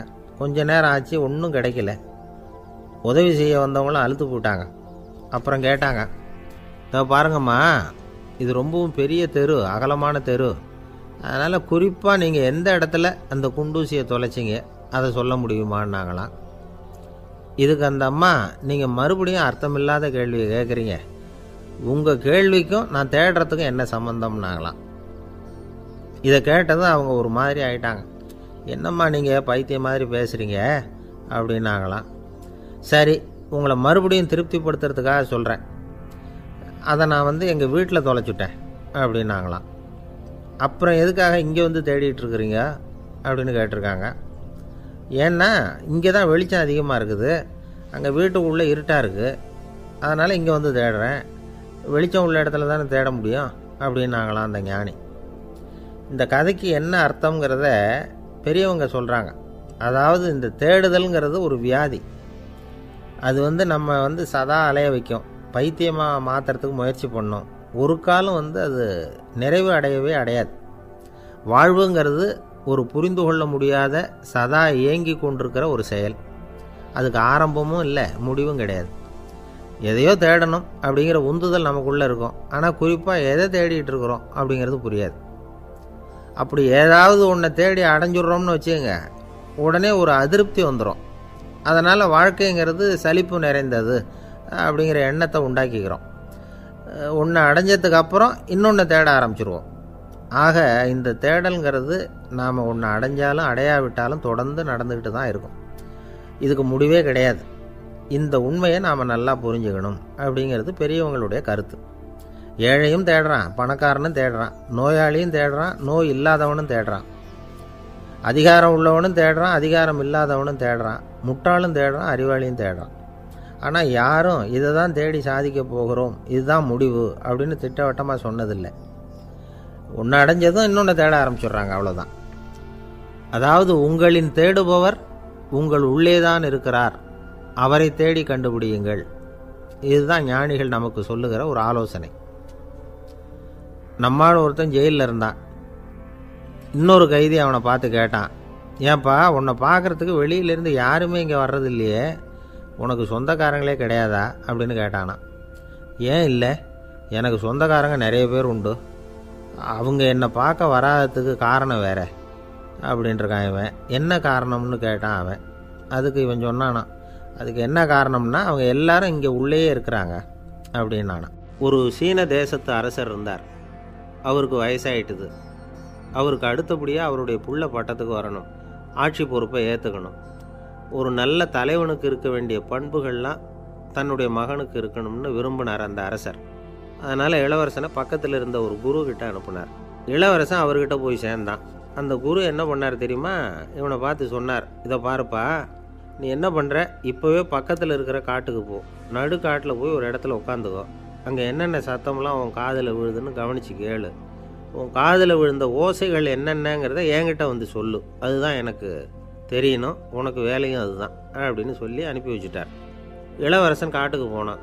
குரு சொன்னபடியே ஒரு இடத்துல உட்காந்து கவனித்து கேட்டான். அதுக்கப்புறம் குருக்கிட்ட திரும்பி வந்தான். என்னென்ன சத்தம்லாம் கேட்ட அப்படின்னு கேட்டார் குரு. குருவே, காட்டில் நான் பறவைகள் சத்தம்லாம் கேட்டேன், மிருகங்களின் ஓசையையும் கேட்டேன், இதை தவிர இடி மின்னல் மழை இதுகளோட சத்தத்தையும் கேட்டேன் அப்படின்னா. குரு யோசனை பண்ணார், நீ இன்னமும் சரியாக கேட்கல, அதனால் மறுபடியும் காட்டுக்கு போ, கொஞ்ச நாள் தங்கியிருந்து கேட்டுட்டு வா அப்படின்னார். இளவரசனுக்கு ஒன்றும் புரியல. இருந்தாலும் குருவின் கட்டளையாச்சே, மறுக்க முடியுமா? உடனே அவன் மறுபடியும் காட்டுக்கு போனான். ஒரு இடத்துல உட்காந்தான். கொஞ்ச நேரம் உன்னிப்பாக கவனித்து கேட்டான்.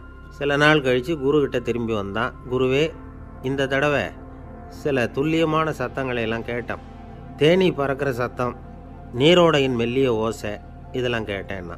குரு சிரித்தார். நீ மறுபடியும் காட்டுக்கு போ, இன்னும் சில நாள் அங்கே இரு, முழுமையாக கவனமாக கேட்டுக்கிட்டு வா அப்படின்னு சொல்லி அனுப்பி வச்சுட்டார். இளவரசனுக்கு குழப்பம் அதிகமாயிட்டுது. ஒன்றுமே புரியல. மறுபடியும் காட்டுக்கு போனான். மௌனமாக ஒரு இடத்துல உட்காந்துட்டான். அப்படியே தியானத்தில் ஆழ்ந்துட்டான். சில நாளில் அவனுக்கு இதுவரை கேட்காத ஓசைகள்லாம் கேட்க ஆரம்பிச்சிட்டுது. இதைத்தான் நான் கேட்கணும்னு என்னுடைய குரு எதிர்பார்த்துருக்கிறாருங்கிறத புரிஞ்சுக்கிட்டான். உடனே குருக்கிட்ட ஓடனான். குருவே, இந்த தடவை காதுகளுக்கு கேட்க முடியாத சில ஓசைகளை கூட என்னால் உணர முடிஞ்சுது. பூ மலருகிற ஓசை, சூரியனால் பூமி சூடாகிறப்போ எழுகிற ஓசை, காலை பனித்துளி இந்த புல்லுலாம் குடிக்கிற ஓசை, இது எல்லாம் என்னால் நல்லா கேட்க முடிஞ்சுது அப்படின்னா. குருவுக்கு இப்போ தான் திருப்தி ஏற்பட்டு தான். இளவரசனை பார்த்து சொன்னார், இதை பாருப்பா, இப்போ தான் நாட்டை ஆளுகிற தகுதி உனக்கு வந்திருக்குது அப்படின்னு சொல்லி அதுக்கு விளக்கமும் கொடுத்தாராம். எந்த அரசன் தன்னுடைய மக்களின் எதையும் பேசுகிற மௌன மொழியை மௌன வார்த்தைகளை கேட்குறானோ அவன்தான் ஆள தகுதி உள்ளவன். எந்த அரசன் தன்னுடைய மக்களின் உணர்ச்சிகளை உண்மையாக உணர்றானோ அவன்தான் முதன்மையான அரசன். போலி வார்த்தைகளை மட்டும் கேட்டுட்டு பல மௌன ராகங்களை காதில் வாங்கிக்காதவன் அரசனே இல்லை.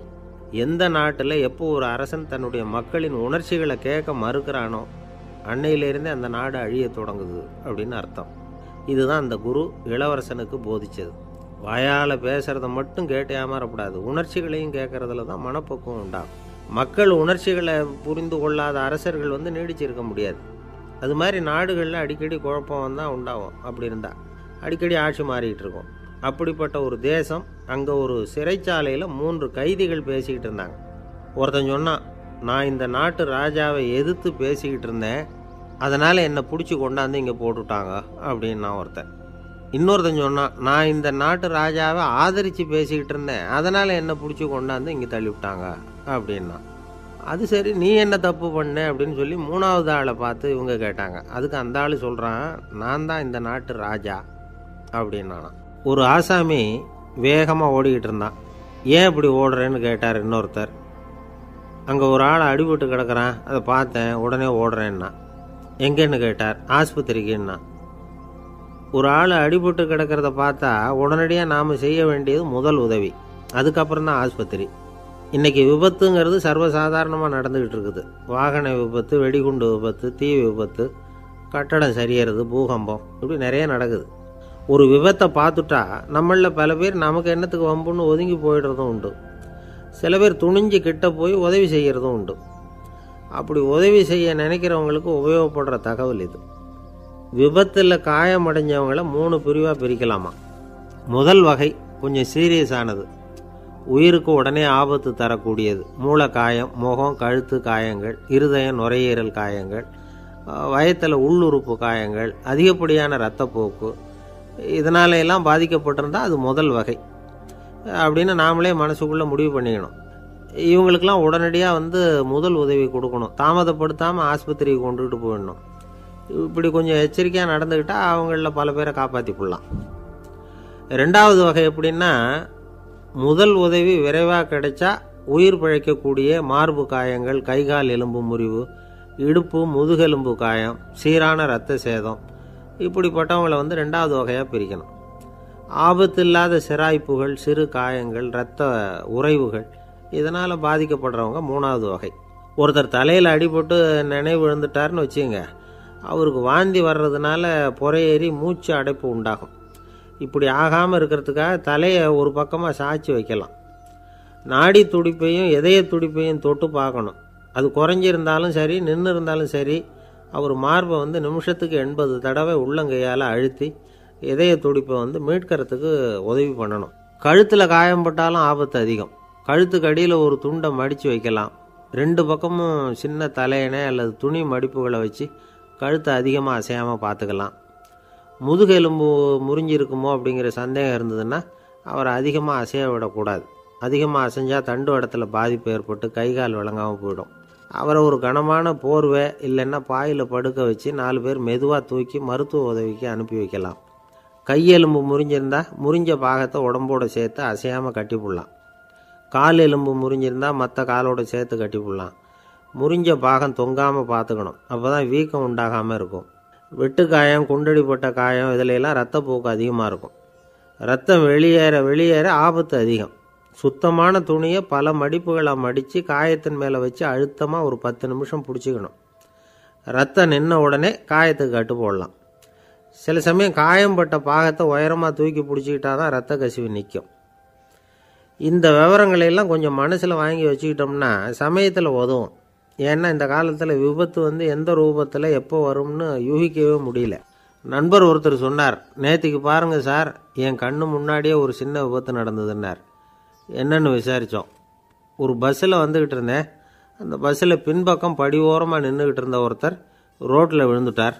டிரைவர் அதை கவனிக்கலை, நிறுத்தாமல் அவர் பாட்டுக்கு போகிறாருன்னார். கண்டக்டர் உடனே விசில் கொடுத்து பஸ்ஸை நிறுத்த வேண்டியது தானே அப்படின்னோம். அதுதான் சார் முடியாமல் போச்சுன்னார் அவர். ஏன்னு கேட்டாங்க. தவறி கீழே விழுந்ததே அந்த கண்டக்டர் தான் சார் அப்படிங்கிறார். ஒரு நண்பர், அவர்கிட்ட பேசிக்கிட்டு இருந்தேன். மனித உறவுகள் பற்றி அவர் சொல்லிகிட்டு இருந்தார். அமெரிக்காவில் தந்தை மகன் உறவு எப்படி இருக்குது, அப்படிங்கிறத விளக்கிறதுக்கு அவர் ஒரு கதையை சொன்னார். ஒரு அப்பா பகல் பூராவும் அலுவலகத்தில் வேலை, ஓடி ஆடி உழைச்சிக்கிட்டு களைச்சி போய் ராத்திரி 10 மணிக்கு மேலே வீடு திரும்பினான். வீட்டு வாசலில் அவரோட மகன் காத்துக்கிட்டு இருக்கிறான். இன்னமும் தூங்கலை. அப்பாவை வாசல்லையே தடுத்து நிறுத்தி, அப்பா உனக்கு சம்பளம் எவ்வளவு அப்படின்னு கேட்குறான். ஏற்கனவே ஆஃபீஸ் பிரச்சனைகளால் அலுத்து போய் திரும்புகிற அப்பாவுக்கு கோவம் வந்துடுது. என்னடா இப்படிலாம் கேளுன்னு உங்கள் அம்மா உனக்கு சொல்லி கொடுத்தாளா அப்படின்னு சொல்லிவிட்டு உள்ளே போய் சட்டையை கட்டி மாட்டிவிட்டு குளிச்சுவிட்டு மறுபடியும் வெளியில் வந்து உடையை மாற்றுகிற சமயம் அப்போ மறுபடியும் மகன் உள்ளே வந்து நிற்கிறான் அவர் முன்னாடியே. அப்பா உனக்கு எவ்வளவு சம்பளங்கிறான் மறுபடியும். அப்பாவுக்கு எரிச்சல் அதிகமாகிட்டுது. மணிக்கு $20 போதுமா அப்படின்னார். அப்படின்னா எனக்கு ஒரு $10 தர முடியுமான்னா மகன். இதுக்கு தான் என் சம்பளம் எவ்வளவுன்னு கேட்டியா? 2ஆம் வகுப்பு படிக்கிற உனக்கு எதுக்குடா $10 அப்படின்னு கத்திவிட்டு தொலைக்காட்சி பெட்டியின் முன்னாடி போய் உட்காந்துக்கிட்டு ஏதோ நிகழ்ச்சியை பார்க்க ஆரம்பிச்சிட்டார். கொஞ்ச நேரம் கழித்து மறுபடியும் மகன் வந்து நிற்கிறான். அப்பா ப்ளீஸ் எனக்கு ஒரு $10 கொடுக்க முடியுமா? மகனுடைய கண்களில் கண்ணீர். என்னடா அவன் கண்ணீரை காட்டி காரியம் சாதிக்கலாம்னு பார்க்குறியா? ஒரு காசு கூட கொடுக்க மாட்டான் போ அப்படின்னு விரட்டி விட்டான். மகன் கண்ணீரை தொடச்சிக்கிட்டே கண்ணை தொடச்சிக்கிட்டு பேசாமல் போய் படுத்துக்கிட்டானா. கொஞ்ச நேரம் ஆச்சு. அப்பாவோட கோபம் கொஞ்சம் கொஞ்சமாக குறைஞ்சிது. பிள்ளைகிட்ட கோபமாக கத்துனது தப்பு தாங்கிறது புரிஞ்சுது அவனுக்கு. எழுந்திரிச்சு போனான், படுக்கை இறக்கி போனான். மகனை பார்த்தான். அவன் தலையணையை கட்டி பிடிச்சிக்கிட்டு அழுதுகிட்டு இருக்கிறான். அவனை மெல்ல நெருங்கி அவங்ககிட்ட எதமாக பேசுகிறதுக்கு ஆரம்பித்தானான். எதுக்குடா உனக்கு $10 பள்ளிக்கூடத்தில் கேட்டாங்களா அப்படின்னு கேட்டானான். மகன் சொல்லியிருக்கான், இல்லை டாடி, உனக்கு 1 மணி நேரம் சம்பளம் $20ன்னு சொன்னேன். நீ ஏற்கனவே எனக்கு கொடுத்த பாக்கெட் மணி $10 என்கிட்ட இருக்குது. இப்போ நீ இன்னொரு $10 கொடுத்தீங்கன்னா அதையும் சேர்த்து $20 ஆகிடும். அந்த $20 நான் உனக்கு கொடுத்துருவேன். அப்படி கொடுத்தா நீ என் கூட 1 மணி நேரம் செலவழிப்ப இல்லையா? அதுக்காக தான் $10 கேட்டேன் அப்படின்னு சொன்னானான். அந்த அப்பா கண்ணு கலங்கி போச்சான். ஆதரவோடு தன்னுடைய மகனை கட்டி பிடிச்சி அழ ஆரம்பிச்சிட்டாராம். இதுதான் நண்பர் சொன்ன கதை. அமெரிக்கா மட்டும் இல்லை, உலகம் பூராவும் இன்றைக்கி மனித உறவுகள் இப்படி தான் மாறிட்டுருக்கு. பெரியவர்கள் அறிவுரை என்ன தெரியுமா? உங்கள் குழந்தைகளிடமிருந்து குழந்தை பருவத்தை பிரித்து விடாதீர்கள் அப்படிங்கிறது தான். அதாவது இன்றைய குழந்தைகள் தங்கள் பிருந்தாவனத்தை இழந்து விடுகிறார்கள் அப்படிங்கிறது அவங்களுடைய கருத்து. இந்த நிலைக்கு நாம் காரணமாக இருந்துடக்கூடாது. குழந்தைகளோட விளையாடுவோம், குடும்பத்தோடு உறவாடுவோம் அப்படிங்கிறது தான் நம்முடைய நோக்கமாக இருக்கணும். இன்றைய உறவு முறைக்கு இன்னொரு உதாரணம் சொல்லுவாங்க. ஒருத்தர் வந்தாராம். அவர் பக்கத்தில் ஒரு சின்ன பையன். நாம் அவரை விசாரிக்கிறோம், யார் இந்த பையன் அப்படின்னா அவர் சொல்கிறார், இவன் எனக்கு தூரத்து உறவு அப்படின்னாராம்.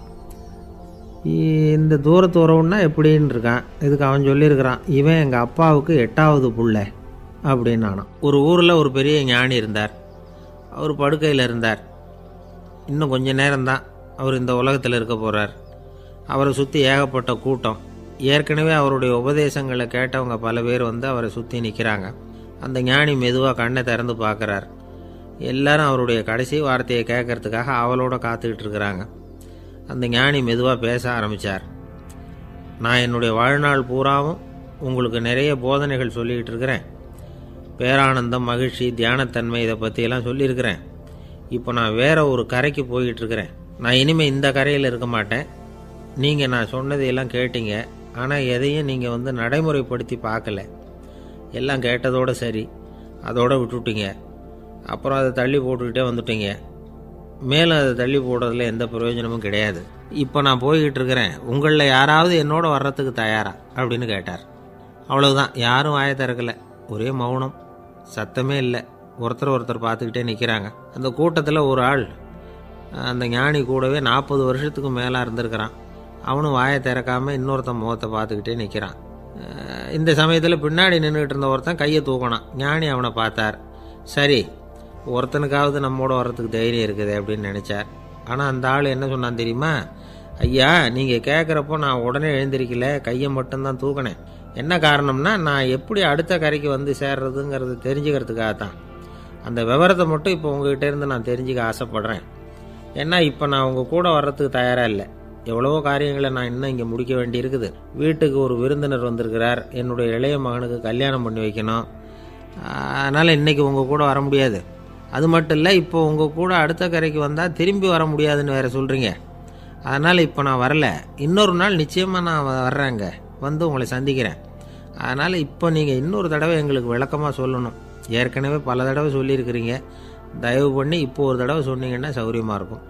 அந்த அடுத்த கரையை அடையிறது எப்படி, இப்போ ஒரு தடவை அதை விளக்கமாக சொல்லிட்டிங்கன்னா நல்லா ஞாபகப்படுத்திக்குவேன். அது சரியான சமயம் வர்றப்போ இது எனக்கு உதவியாக இருக்கும் அப்படின்னு நானும். ஆனால் உண்மை என்ன தெரியுமா, அந்த சரியான சமயம் வரவே இல்லை அப்படிங்கிறது தான் உண்மை. இப்படி அந்த கதை முடியும். இந்த கதை அந்த ஒரு ஆளுக்கு மட்டும் இல்லை, கிட்டத்தட்ட எல்லாருக்குமே அது பொருந்தும் அப்படிங்கிறாங்க விவரம் தெரிஞ்சவங்க. எல்லாருமே அந்த சரியான தருணத்துக்காகத்தான் காத்துக்கிட்டு இருக்கிறாங்களாம். அதுக்காக ஜோசியம் பார்க்குறாங்க, கைரேகை பார்க்குறாங்க, நாளைக்கு என்ன நடக்குங்கிற ஆவலில் எல்லாரும் காத்துக்கிட்டு இருக்கிறாங்க. ஆனால் அந்த ஒரு நாள் ஒருபோதும் வரப்போகிறதில்ல. நீங்கள் தள்ளி போடுறதுக்காக பல அர்த்தமில்லாத காரணங்களை தேடுறீங்க அப்படிங்கிறார் ஒரு ஞானி. காத்திருக்கிறதுலேயே நம்ம காலம் ஓடி போயிடுது. ஏன்னா இன்றைக்கி நாம் சிந்திக்கிறது நாளைக்கு நாம் சிந்திக்கிறது இல்லை, ஒவ்வொரு நாளும் ஒவ்வொரு மாதிரி போயிடுது. நாளைக்கு மறுநாளை பற்றியே சிந்திக்கிறோம். இப்படியே அது பாட்டுக்கு போயிடும். கரையை தொட்டு பார்க்குறது எப்போ, இதுதான் கேள்வி. நமக்கு வேண்டியப்பட்ட ஒருத்தர் ஒரு ரயில்வே பிளாட்ஃபாரத்தில் நின்றுட்டு இருக்கிறார். அங்கே இருக்கிறவங்ககிட்ட கேட்குறாராம், விசாரிக்கிறார், ஏங்க கிழக்க போகிற ரயில் போயிட்டுதுங்களான்னாராம். போயிட்டுதுன்னு இருக்கிறாங்க. கொஞ்ச நேரம் கழித்து ஏங்க மேற்க போகிற ரயில் போயிட்டுதுங்களான்னு கேட்டிருக்காரு. போயிட்டுதுங்களான் இருக்காங்க. அப்புறம் கொஞ்சம் நேரம் கழித்து மறுபடியும் ஏங்க 10:30 மணி வண்டி போயிட்டுதான்னு கேட்டிருக்காரு. தொடர்ந்து காலையிலேருந்து சாயந்தரம் வரைக்கும் இப்படி ஒரே இடத்துல நின்றுட்டு கேட்டுக்கிட்டே இருக்கிறார். இதை பார்த்துக்கிட்டு இருந்த ஒருத்தர் அவர்கிட்ட ஏங்க நீங்கள் எங்கே போகணும் அப்படின்னு கேட்டாராம். இவர் மெதுவாக சொன்னாராம், இந்த ரயில்வே லைனை தாண்டி அந்த பக்கம் போகணும் அப்படின்னாராம். நம்பிக்கை இல்லைன்னா இந்த உலகத்தில் நாம் நடமாடவே முடியாது.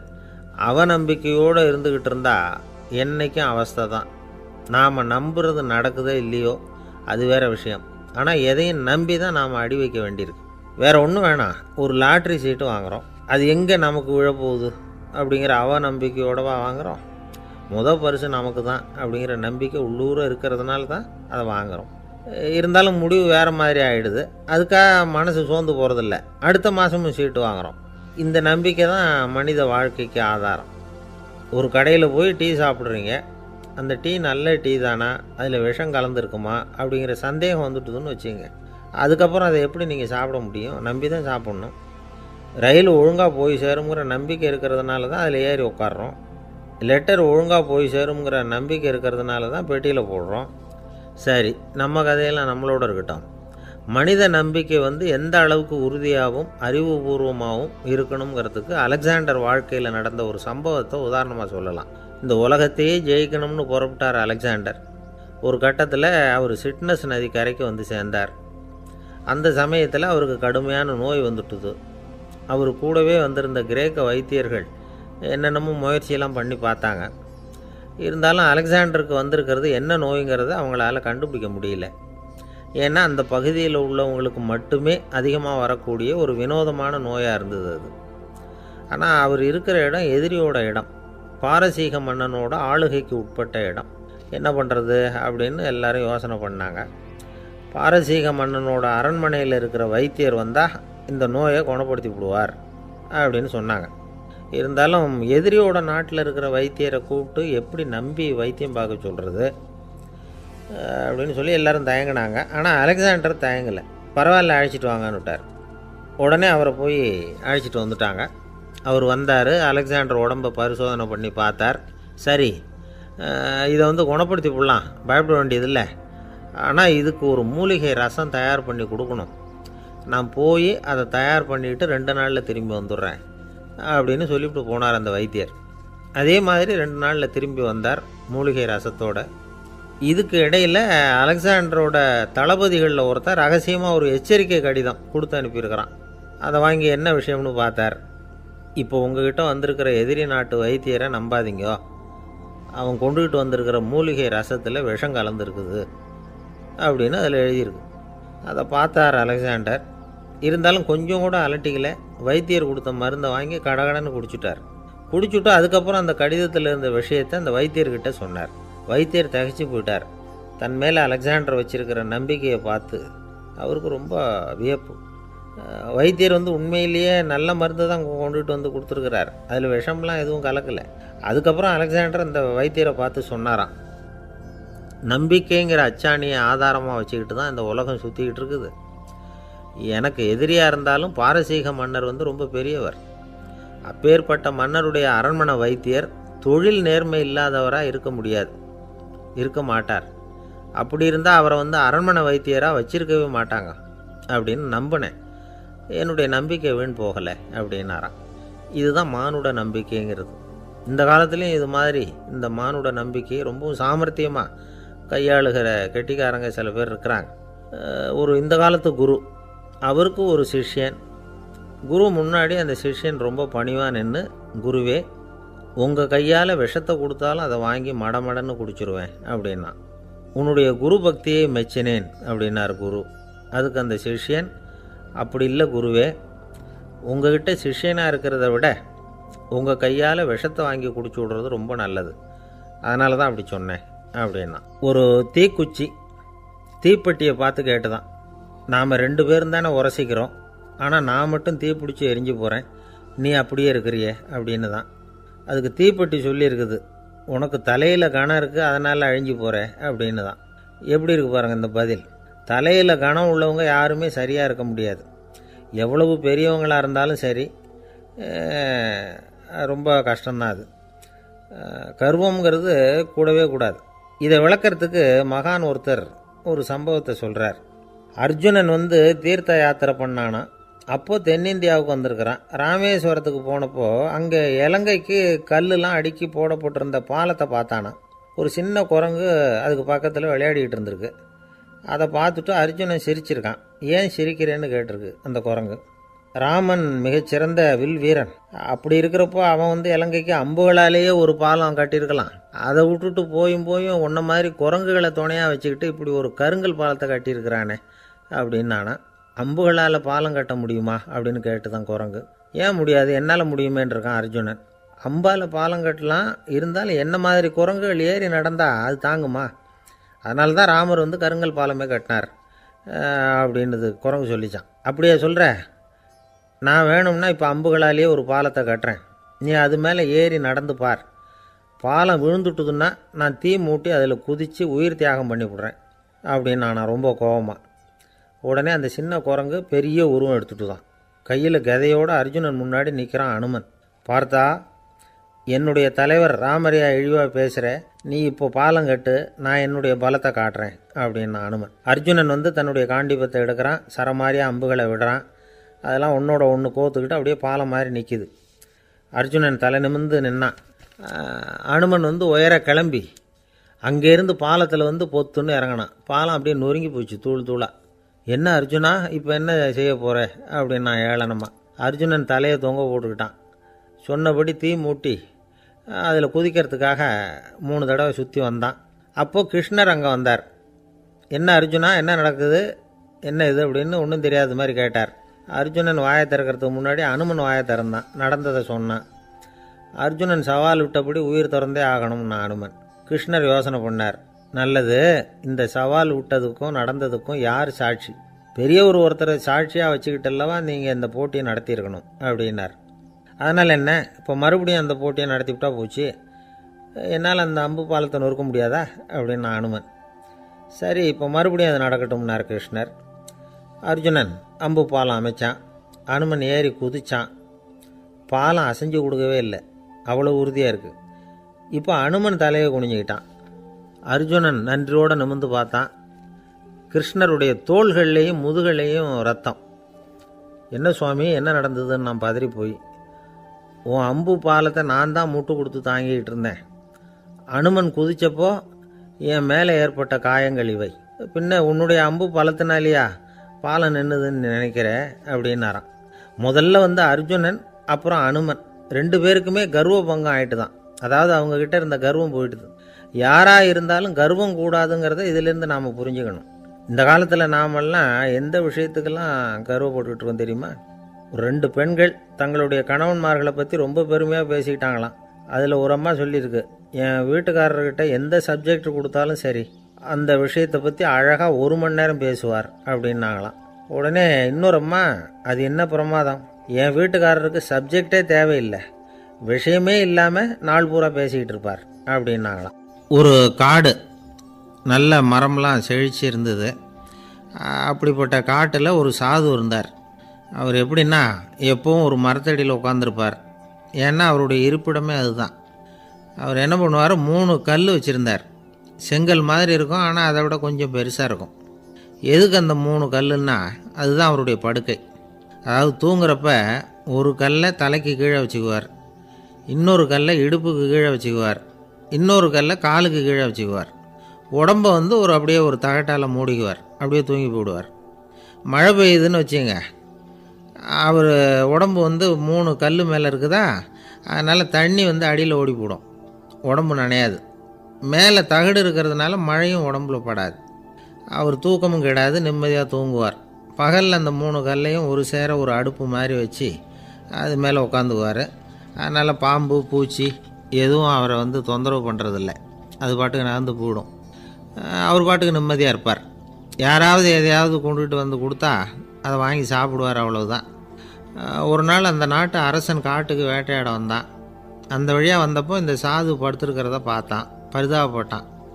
ஐயோ பாவம், இவர் இப்படி இந்த கல் மேலே உடம்பை வச்சுக்கிட்டு தூங்குறாரே, என்ன பாடுபடுவார். இவரை நாம் அரண்மனைக்கு அழைச்சிட்டு போய் சுகமாக நிம்மதியாக இருக்கிறதுக்கு வழி செஞ்சு கொடுப்போம், அது ரொம்ப நல்லாயிருக்கும் அப்படின்னு நினச்சான். அப்படி நினச்சிக்கிட்டே அரண்மனைக்கு வந்துட்டான். அதுக்கப்புறம் ஒரு பல்லக்கையும் 2 சேவகர்களையும் காட்டுக்கு அனுப்பி அந்த சாதுவை மெதுவாக இங்கே அழைச்சிட்டு வந்துடுங்க அப்படின்னு சொல்லி அனுப்பி வச்சான். இவங்க போய் அவர்கிட்ட விவரத்தை சொன்னாங்க. எனக்கு என்னத்துக்கு அரண்மனை வாசம் அப்படின்னார். இருந்தாலும் மன்னர் உத்தரவு, நீங்கள் அவசியம் வரணும் அப்படின்னாங்க இவங்க. சரின்னு சொல்லிவிட்டு வேறு வழி இல்லாமல் புறப்பட்டார். புறப்படும் பொழுது என்ன பண்ணார்னா, மறக்காமல் அந்த 3 கல் ஒரு தகடு அதையும் எடுத்து பல்லக்கில் வச்சுக்கிட்டார். என்னத்துக்கு இதையெல்லாம் எடுத்து வைக்கிறாரு அப்படின்னு சொல்லி அவங்க யோசனை பண்ணாங்க. இருந்தாலும் அதை பற்றி ஒன்றும் கேட்கல. பேசாமல் அவரை அழைச்சிட்டு போய் அரண்மனையில் விட்டுட்டாங்க. அரசன் ஓடி வந்தான், வரவேற்றான், அறுசுவை உணவு படைத்தான்.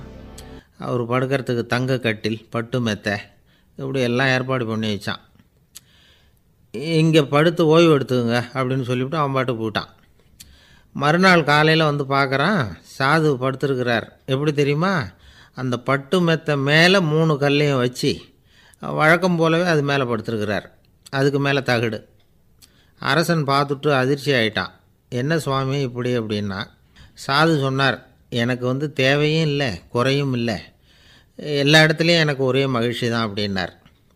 மகிழ்ச்சிங்கிறது தங்க கட்டிலேயோ பட்டு மெத்தையிலேயோ இல்லை, அது மனசில் இருக்கிற ஒரு விஷயம்.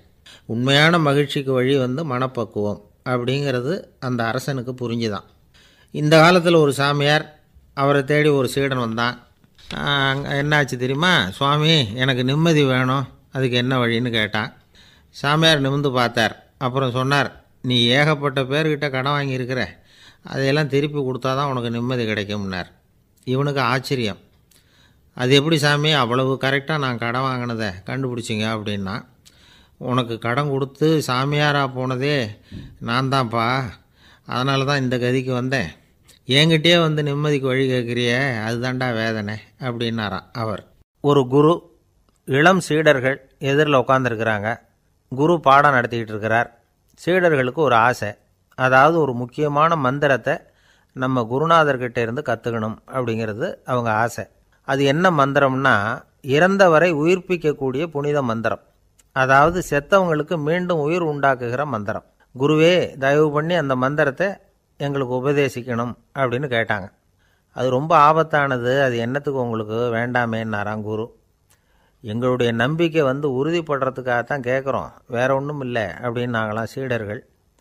பக்குவப்படாத அறிவுங்கிறது ரொம்ப ஆபத்தானது அப்படின்னாராம் குரு. இது சீடர்களுக்கு புரியல. அது எப்படிங்க பக்குவப்படாத அறிவு ஆபத்தானதுன்னு சொல்கிறீங்க, அப்படின்னா என்ன அப்படின்னு கேட்டிருக்காங்க சீடர்கள். குரு அதுக்கு விளக்கம் கொடுத்தாராம். அந்த மந்திரத்தை எப்போ பயன்படுத்தணுங்கிறது முக்கியம்.